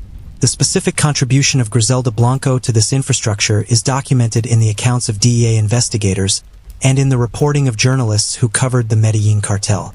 She was not the only person building this infrastructure. Pablo Escobar, Jorge Luis Ochoa, and his brothers, Carlos Leder, and others were doing the same thing simultaneously, and the eventual crystallization of these individual operations into the Medellin cartel structure was the result of collaboration and consolidation among multiple operators. But Griselda Blanco's operation was, in several specific dimensions, a pioneer. She pioneered the female mule network, the systematic use of women as cocaine couriers, which became a template adopted by multiple subsequent trafficking organizations. She pioneered the motorcycle assassin methodology, which became, as we discussed, a defining feature of cartel violence in Colombia, Latin America, and eventually globally. She established, in Miami, one of the earliest and most sophisticated cocaine distribution networks in the United States, a network whose basic architecture and relationships became the foundation on which subsequent distribution systems were built. She demonstrated, at a time when most drug trafficking was still conducted on a relatively small and artisanal scale, that cocaine distribution could be organized at an industrial level, that it could be managed with the same rigor and sophistication as a legitimate business, with supply chain management, with quality control, with personnel systems, with financial infrastructure.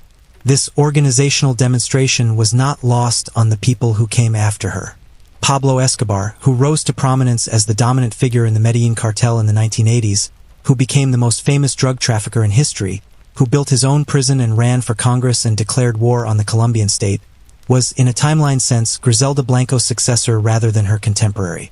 She was establishing the templates while he was still a minor operator. By the time Escobar became the name everyone knew, Griselda Blanco had already demonstrated what was possible. The scale, the violence, the reach, the money. She showed what it could look like, and he and the cartel organization more broadly built on what she showed. This is not to say that Escobar learned directly from her, or that there was a teacher-student relationship in any formal sense. The Colombian trafficking world was complex and competitive, and the information flow within it was not organized and documented in ways that allow for clean attributions. But the pattern, the timing, the methods, the organizational structures tells a story about precedence, about who was first, about who built the road that others then drove on. The American cocaine epidemic of the 1980s, the social crisis that eventually produced mandatory minimum sentences, and the war on drugs and the mass incarceration policies that transformed American criminal justice for decades, was, in significant part, the product of the infrastructure that Griselda Blanco and her contemporaries built. The supply chain, the distribution network, the organizational sophistication that made cocaine accessible and affordable to a mass market. The epidemic didn't happen in a vacuum. It was built, and Griselda Blanco was one of its principal architects. This is her legacy in the broadest sense. Not just the murders, though the murders are part of it. Not just the Miami War, though the Miami War is part of it. The broader legacy is the cocaine trade as it developed in the late 20th century. The devastation it brought to American communities. The prisons filled with people, often low-level participants in the distribution networks that people like Griselda Blanco set up and profited from, while the architects themselves in many cases lived lavishly and died old. The systemic damage to families, to neighborhoods, to social institutions, to the criminal justice system itself, that flows from the infrastructure she helped build. That is the true scale of Griselda Blanco's legacy. 200 murders is the visible, specific, nameable part of it. The invisible part, the communities destroyed, the lives shortened, the families fractured by addiction and incarceration downstream of the system she helped create, is incalculably larger. There is a specific category of people whose stories are almost entirely absent from both the Netflix show and from most popular coverage of Griselda Blanco's life, and I want to spend time on them here because their absence is itself a kind of injustice. These are the women who existed in the world Griselda Blanco created and operated in, and whose experiences of that world were shaped by her choices in ways that are both deeply important and almost entirely undocumented in the popular narrative. There were the mules, the women she recruited to carry cocaine, hidden in specially designed undergarments, strapped to their bodies, through American airports and customs checkpoints. These women were, in almost all cases, poor women from Colombia. Women for whom the payment for a single successful run represented more money than they could earn in months of legitimate work. Women who were recruited by intermediaries with promises of easy money and minimal risk. Women who were, in many cases, not fully informed of what they were carrying or of the specific dangers involved. The risk was enormous. A failed run meant federal drug trafficking charges, which in the United States carried serious mandatory prison terms. And runs did fail. Women were caught. Women went to prison. Women served years in American federal facilities for carrying cocaine for an organization whose name they sometimes barely knew. These women were, in the most literal sense, expendable components of Griselda Blanco's supply chain. They took the risk. She collected the revenue. The asymmetry is complete.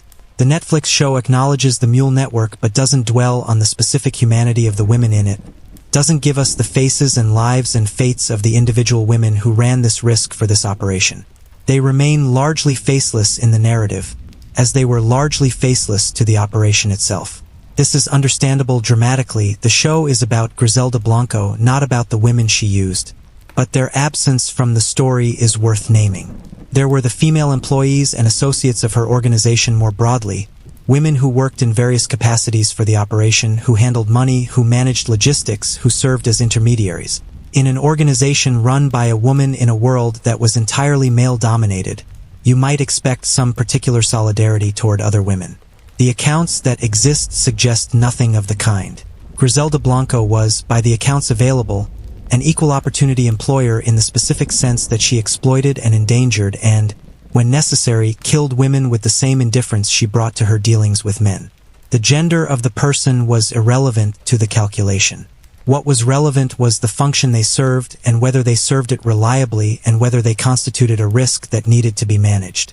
There were the wives and partners of the men she killed, the women who came home to learn that their husbands or boyfriends or sons had been murdered, women who were left to raise children alone, to explain to those children what had happened, to absorb the grief and the financial devastation of sudden violent loss. These women are invisible in almost every account of the cocaine Cowboys era. They exist only as implied collateral damage, as the human consequence that doesn't make it onto the page or the screen. They are real. Their suffering was real. Their stories are real. And they are almost entirely absent from the way the story gets told.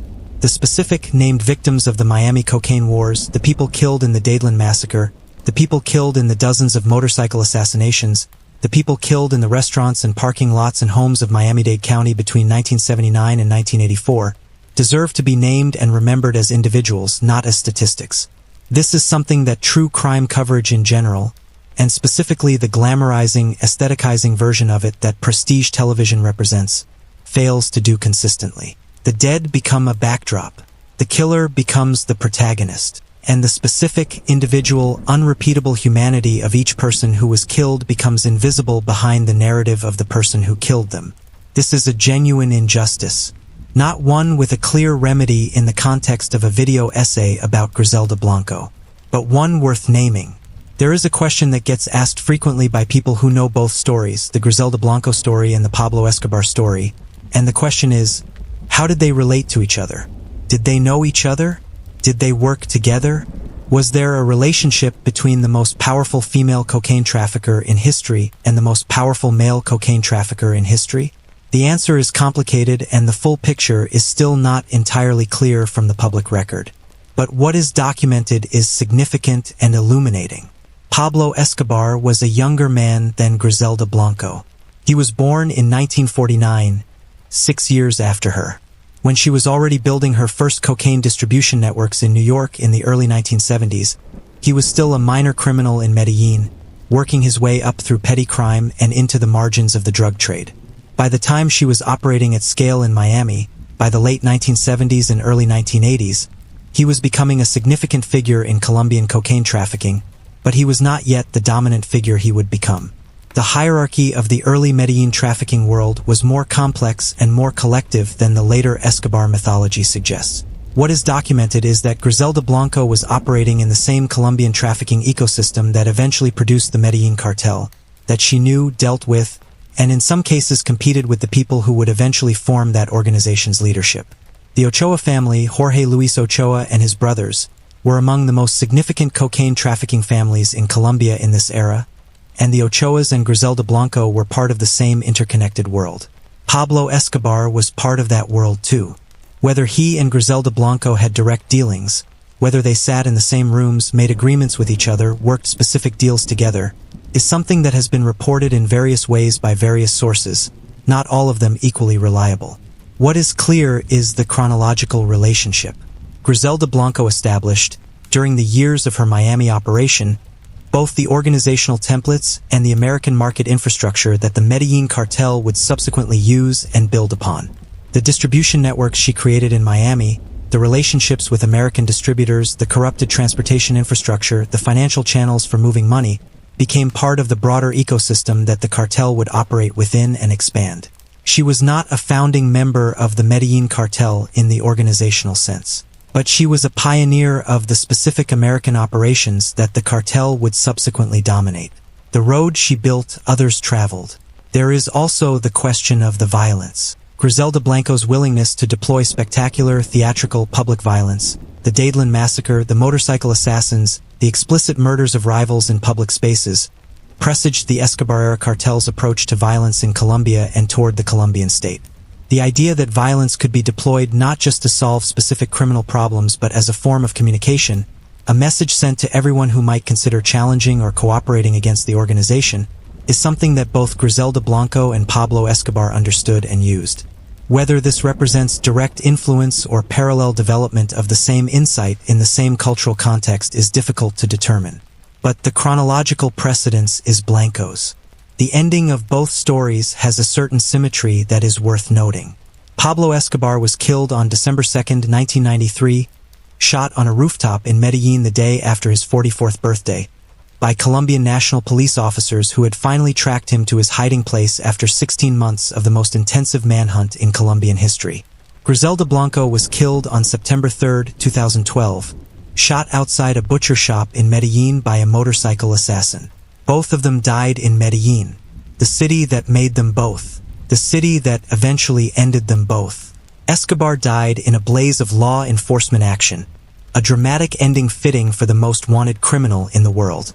Blanco died quietly on an ordinary street in a way that most people never even heard about. Different endings, the same city, the same general story, the story of what happens when violence, sustained over decades, eventually finds its way home.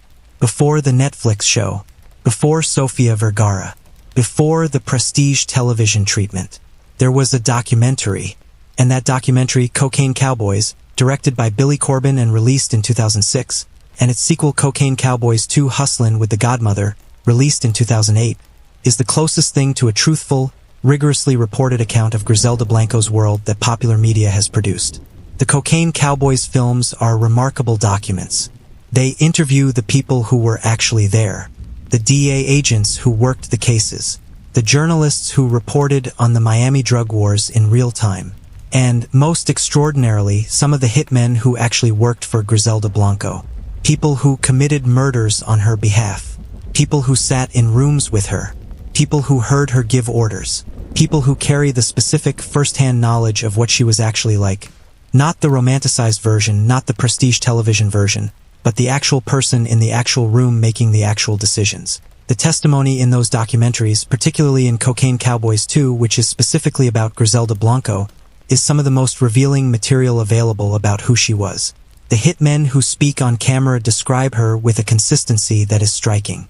They describe her calmness, her precision, the way she would give orders for murders in the same tone of voice she used for any other business instruction. The way that emotion, fear, guilt, hesitation, simply didn't appear in her demeanor when the subject was violence. They describe a woman who was, on one level, personally compelling, someone you wanted to please, someone whose approval meant something, someone who could make you feel valued and important, and on another level someone who would have you killed without a second thought if you became a problem or a liability. This combination, personal magnetism and total willingness to use lethal violence, is described repeatedly and consistently by multiple people who knew her. It is one of the defining features of the predatory personality profile in forensic psychology. The charm is real. The danger is real. Both exist simultaneously and serve the same purpose, control.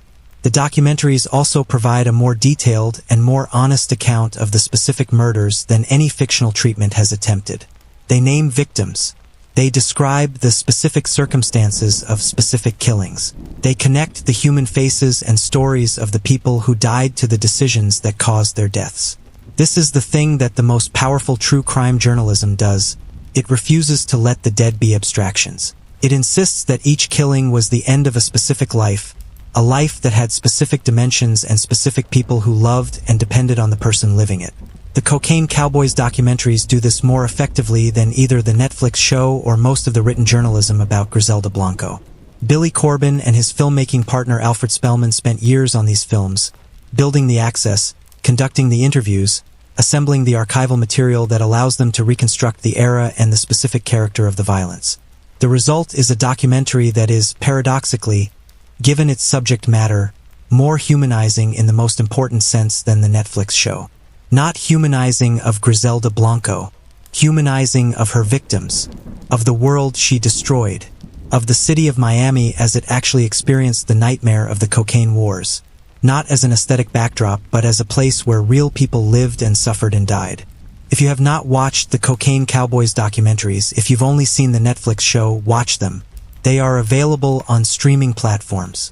They are not comfortable viewing. They are honest in ways that make them difficult. But they are the closest thing to truth that popular media has produced about this story, and they deserve to be part of any serious understanding of who Griselda Blanco was and what she did. The story of Griselda Blanco's encounters with the American legal system is, among other things, a story about the limits of justice, about the gap between what a society's legal institutions are designed to deliver and what they can actually deliver against someone with the resources, the ruthlessness, and the organizational sophistication that she brought to bear on every attempt to hold her accountable. Let me lay out the specific failures, and I use the word failures not as a criticism of the individuals involved, many of whom worked with extraordinary dedication and professionalism, but as a description of systemic outcomes. What the legal system produced in Griselda Blanco's case versus what the crimes committed would seem to have required. She was indicted in New York in 1974. She fled and was not apprehended for more than a decade. In that decade, she built her Miami empire, ordered dozens of murders, transformed an American city into a war zone, and generated billions of dollars in cocaine revenue. The 1974 indictment did not stop any of this. It became a historical artifact while the actual criminal enterprise it was attempting to address expanded beyond any parameter the 1974 prosecutors could have imagined. She was arrested in 1985, after 11 years as a fugitive, after the full arc of the Cocaine Cowboys era, after Miami had suffered through its worst years. The arrest was a success, but the prosecution that followed was constrained by what could actually be proven in court. Drug trafficking. 3 murder counts, 3 out of hundreds, that survived the collapse of the cooperation agreement with Rivi Ayala. The total sentence served was approximately 20 years. 20 years. For 200 murders. For the Dadeland massacre. For the Burger King refrigerated truck. For the destruction of Miami's peace and safety for a decade. For the cocaine infrastructure whose downstream effects continue to damage American communities decades later. The arithmetic of justice in this case is stark and troubling. This is not to argue that the prosecutors or the DEA or the investigators involved did their jobs poorly. They faced genuine systemic obstacles, witnesses who were killed or terrified into silence, the Rivi Ayala scandal, the extraordinary resources of the defense, the specific challenges of prosecuting a foreign national for crimes that spanned multiple jurisdictions and multiple countries. They did what they could with what they had. And the system ultimately produced a conviction and a significant sentence. But the system also produced an outcome where a woman who had ordered more than 200 murders served 20 years in American custody and then went home. Home to Medellin, free, where she lived for nearly a decade before being killed by a motorcycle assassin. This outcome, and it is the actual outcome, the thing that actually happened, is worth sitting with. Not in a way designed to generate outrage at a specific prosecutor or a specific judge or a specific legal procedure, but in a way designed to honestly assess what the criminal justice system can and cannot deliver against criminal enterprises of this scale. The answer that the Griselda Blanco case suggests is uncomfortable.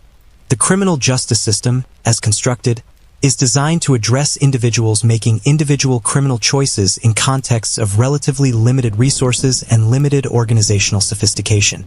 It is not designed, or at least not optimally equipped, to address criminal enterprises of the scale and sophistication that the late 20th century cocaine trade represented. The money is too much. The violence is too total. The willingness to kill witnesses and corrupt officials and sustain decades-long legal battles is too comprehensive. The institutions of justice were built for a world where criminals operate at human scale. Griselda Blanco operated at something beyond human scale.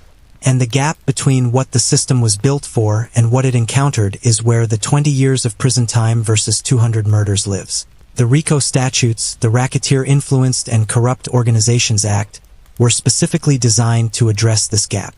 They were designed to allow prosecutors to attack entire criminal enterprises rather than just individual criminal acts. And RICO was, in various forms, used in the prosecutions connected to the Medellin cartel and to the specific operations of Griselda Blanco's organization.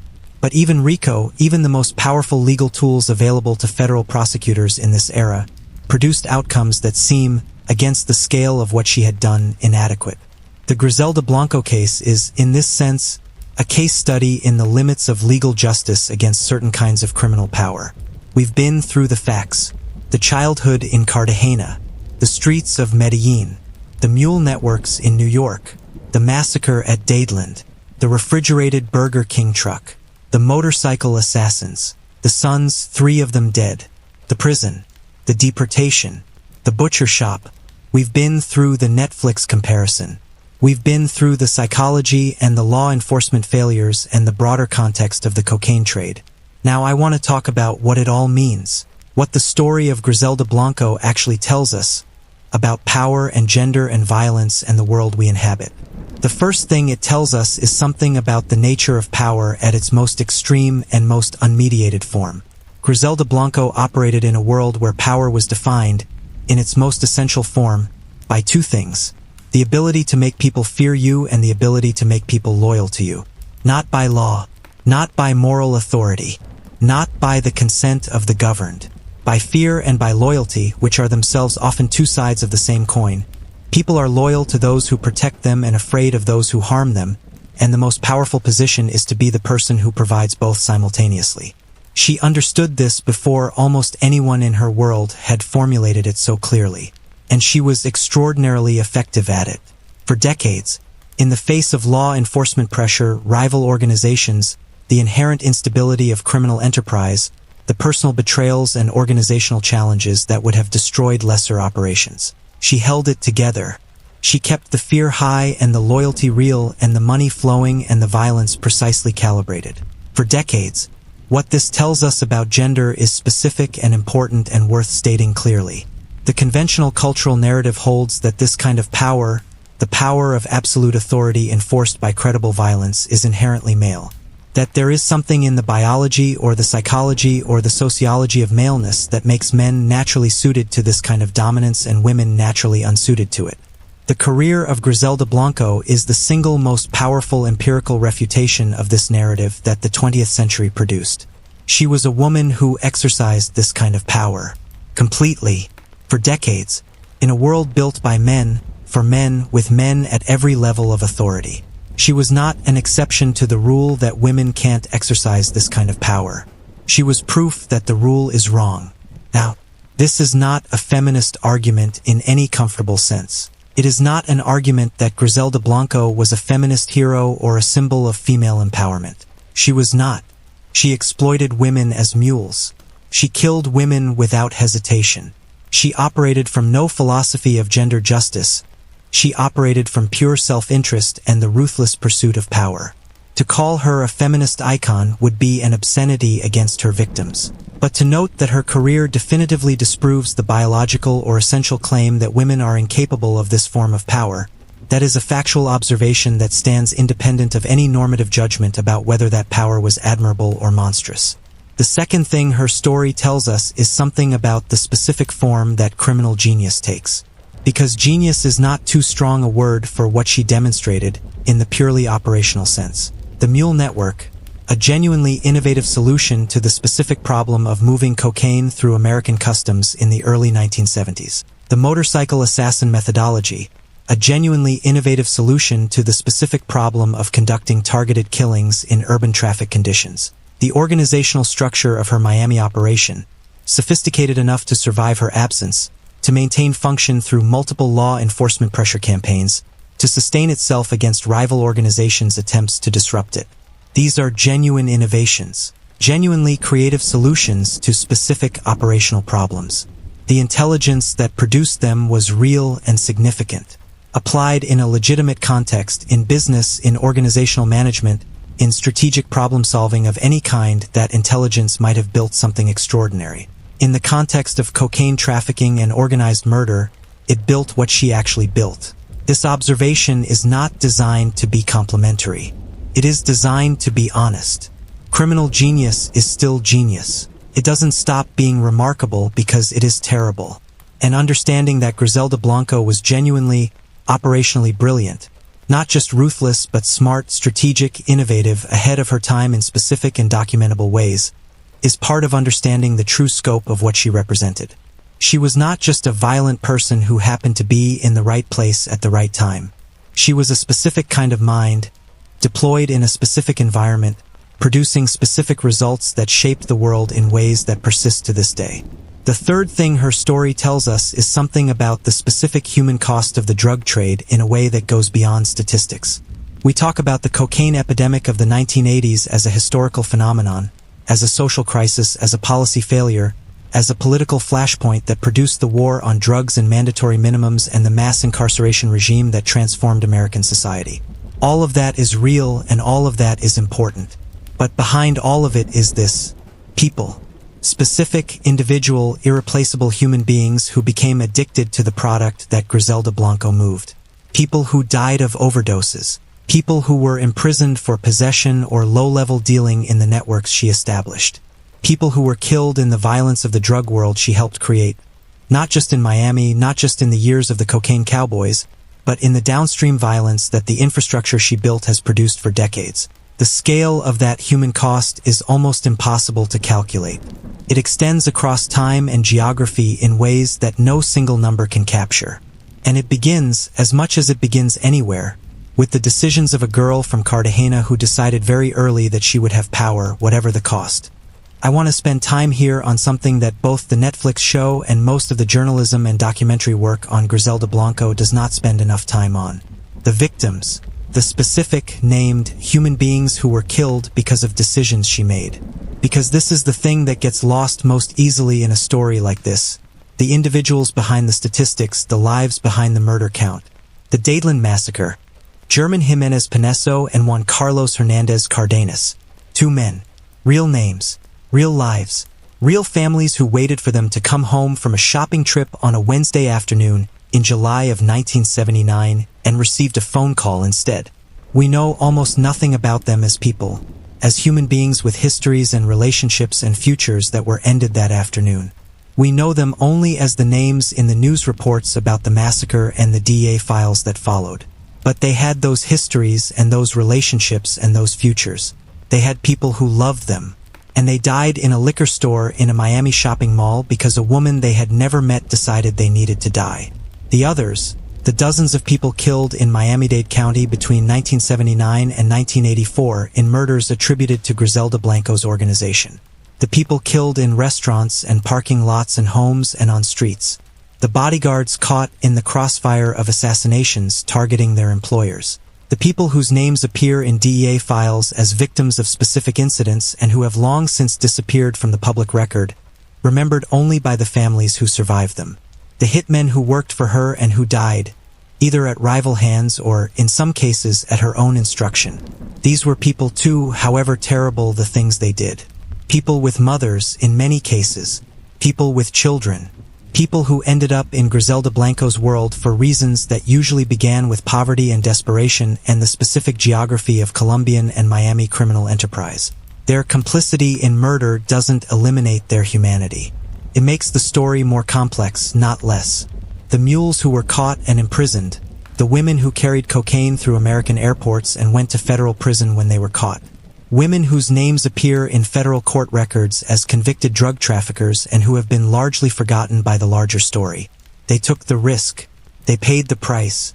The organization for which they took the risk continued operating while they served their sentences. The families of all of these people. The survivors.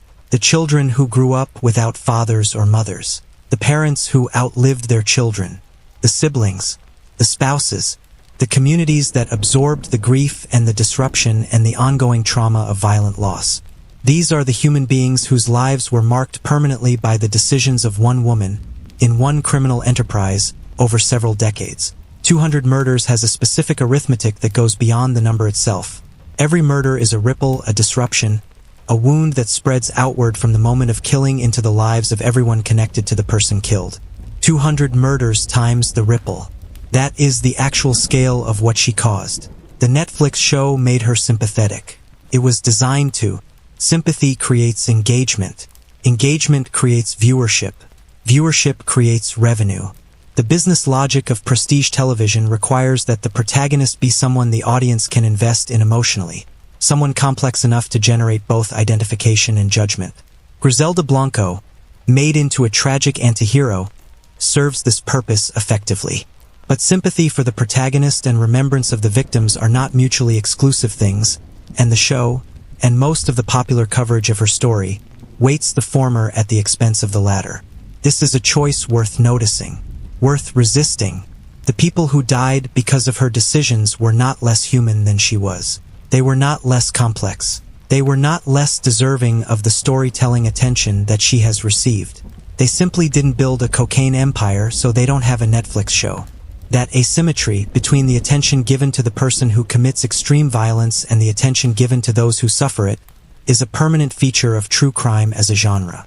Naming it doesn't fix it, but it is worth naming. Michael Corleone Blanco, the son named after the Godfather character, the youngest of Griselda Blanco's 4 sons, the one who survived, is alive. He is in his 40s.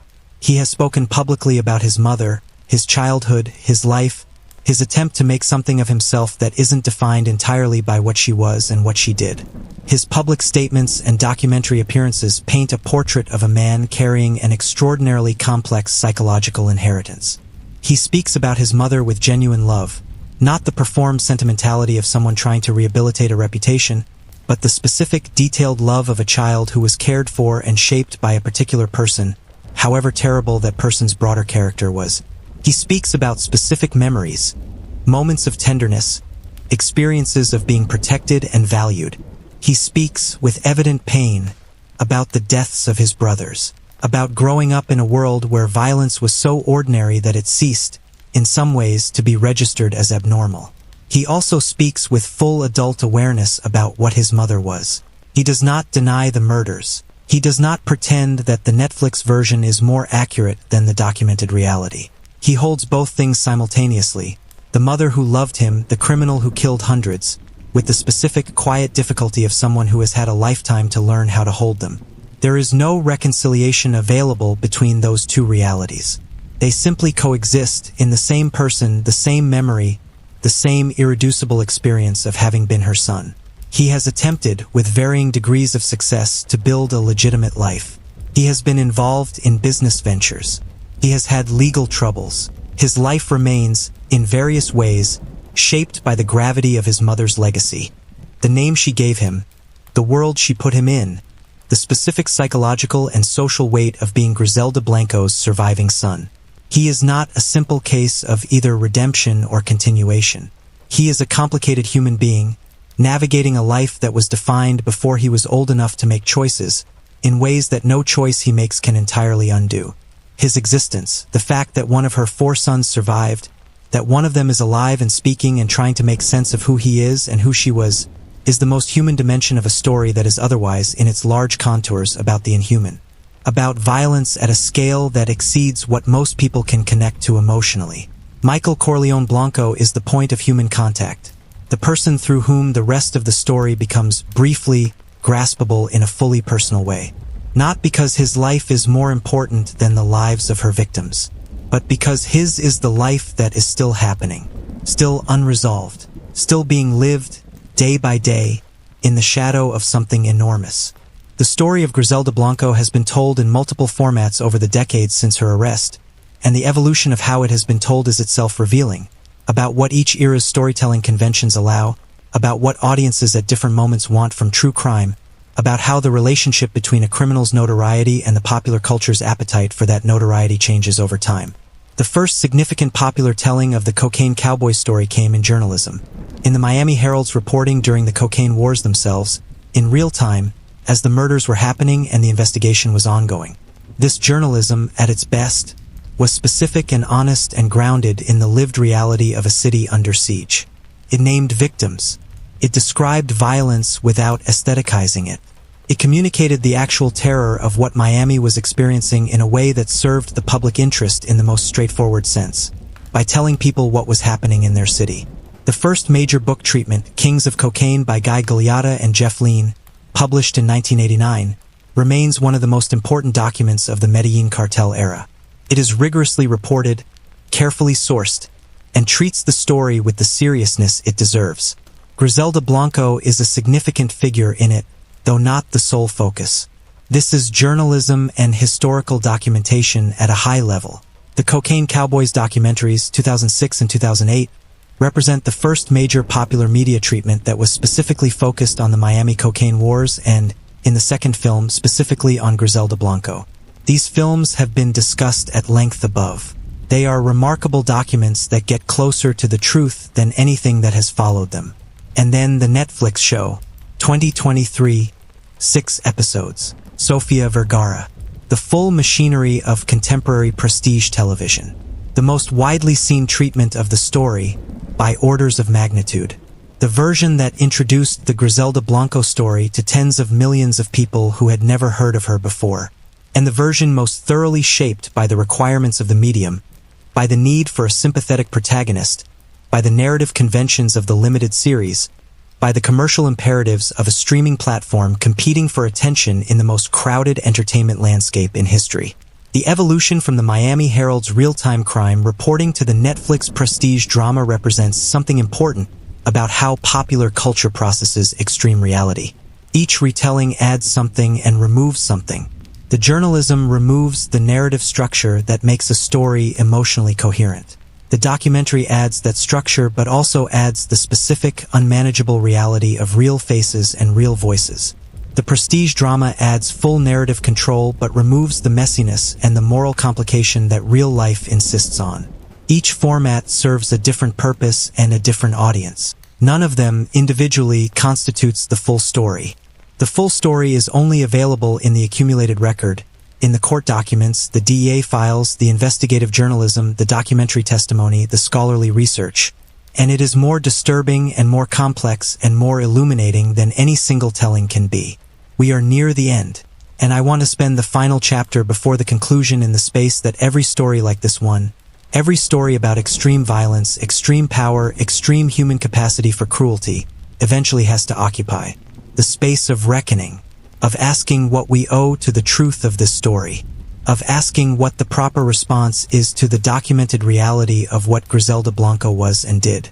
There is a temptation, when confronted with a story like this, to move in one of two directions. The first is toward spectacle, to treat the extreme violence and the extraordinary career as entertainment, as the raw material of drama and excitement and the specific pleasure that extreme crime stories produce. The second is toward sanctimony, to position the story as a morality tale, to insist on the moral clarity of condemning everything about it, to refuse to acknowledge the genuine complexity and even the genuine intelligence of the person at the center of it. Both of these directions are wrong. Both of them are dishonest. And both of them ultimately serve the story's subjects, the Griselda Blancos of history, rather than its victims. The proper response to a story like this is harder than either spectacle or sanctimony. It requires holding multiple truths simultaneously without letting any of them cancel the others. It requires acknowledging the intelligence and the strategic capability without allowing that acknowledgement to shade into admiration.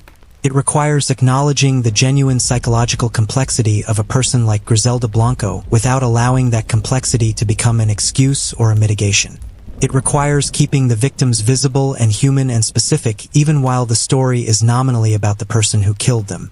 And it requires being honest about the systemic failures, the poverty that shaped her, the systemic sexism she exploited, the law enforcement inadequacies that allowed her to operate for so long, the criminal justice outcomes that fell so far short of proportionate, without allowing any of those systemic factors to shift the moral weight of her choices off of her own shoulders. She chose. She made choices hundreds of times over decades. Each murder was a choice. Each act of violence was a choice. The empire she built was a choice. She was not merely a victim of circumstances who had no other options. She had options. Difficult ones, constrained ones, options that would have been harder and less immediately rewarding than the ones she chose. But she had them, and she chose the ones she chose, with her eyes open, with full awareness of their consequences, with the specific kind of cold intelligence that leaves no room for the excuse of ignorance or impulse. The 200 people she ordered killed had the right to their lives. The families of those people had the right to their wholeness. The city of Miami had the right to its peace. The communities devastated by the cocaine trade she helped build had the right to their health and their stability. These rights were violated, comprehensively, repeatedly, over decades, and the violations were choices made by a specific person whose name we know. That is what we owe the truth, the clear-eyed acknowledgement of that. The refusal to let the spectacle of her career or the compelling strangeness of her psychology obscure the fundamental moral reality. She chose to destroy, and the destruction was real, and its consequences are still being felt by real people in the world today. Let me bring this home. Let me close with the things that need to be said plainly, without drama, without the flourishes that a story this extreme makes so easy. Behind the Netflix show, behind the beautiful cinematography and the excellent performances and the compelling narrative arc, there is a body count. A real one. More than 200 people. Each of those people was alive before a decision Griselda Blanco made ended their life. Each of them had a name, had people who loved them, had woken up on the morning of their last day with the ordinary expectation that the day would be followed by another one. The Dadeland Mall victims. The people in the restaurants and parking lots and homes of Miami. The hitmen who worked for her and were killed when they became inconvenient. Her own sons, Uber Osvaldo Dixon, killed in the world she built and put them in. Behind the refrigerated Burger King truck. That image that is almost too strange to process, that seems like something from a movie rather than a documented historical fact. There are bodies. Real human bodies. Stored in a converted hamburger truck because the cocaine wars produced corpses faster than a city's infrastructure could manage. Real people who had names and families and lives that ended violently on Miami streets while a woman who ordered many of their deaths was living in a house in California and continuing to manage her criminal empire by phone. Behind the motorcycle assassin who killed Griselda Blanco outside a butcher shop in Medellin in 2012, behind what might feel like poetic justice, like the violence returning to its source, there is just the ordinary arithmetic of a world where violence doesn't resolve, it cycles. The motorcycle assassin method she pioneered is still being used by criminal organizations across Latin America. The cocaine trade infrastructure she helped build is still operating, transformed and evolved but continuous with what she established. The damage to communities, to families, to individuals that flowed from the supply of cocaine she moved continues to flow from successor organizations using successor supply chains. She is dead. The world she helped create is not. If this video gave you something new, something that shifted your understanding of a story you thought you already knew, something that made the real more real than the fictional version, then do one thing. Subscribe. Hit the bell. Tell someone who watched the Netflix show what the real story looks like. Because the truth deserves an audience. The victims deserve to be remembered as more than a backdrop to a prestige drama. And the stories that the streaming platforms can't quite tell, the ones too extreme, too morally unresolved, too resistant to the narrative conventions that make television comfortable, those stories need somewhere to live. This is where they live. The next video is coming. Stay close.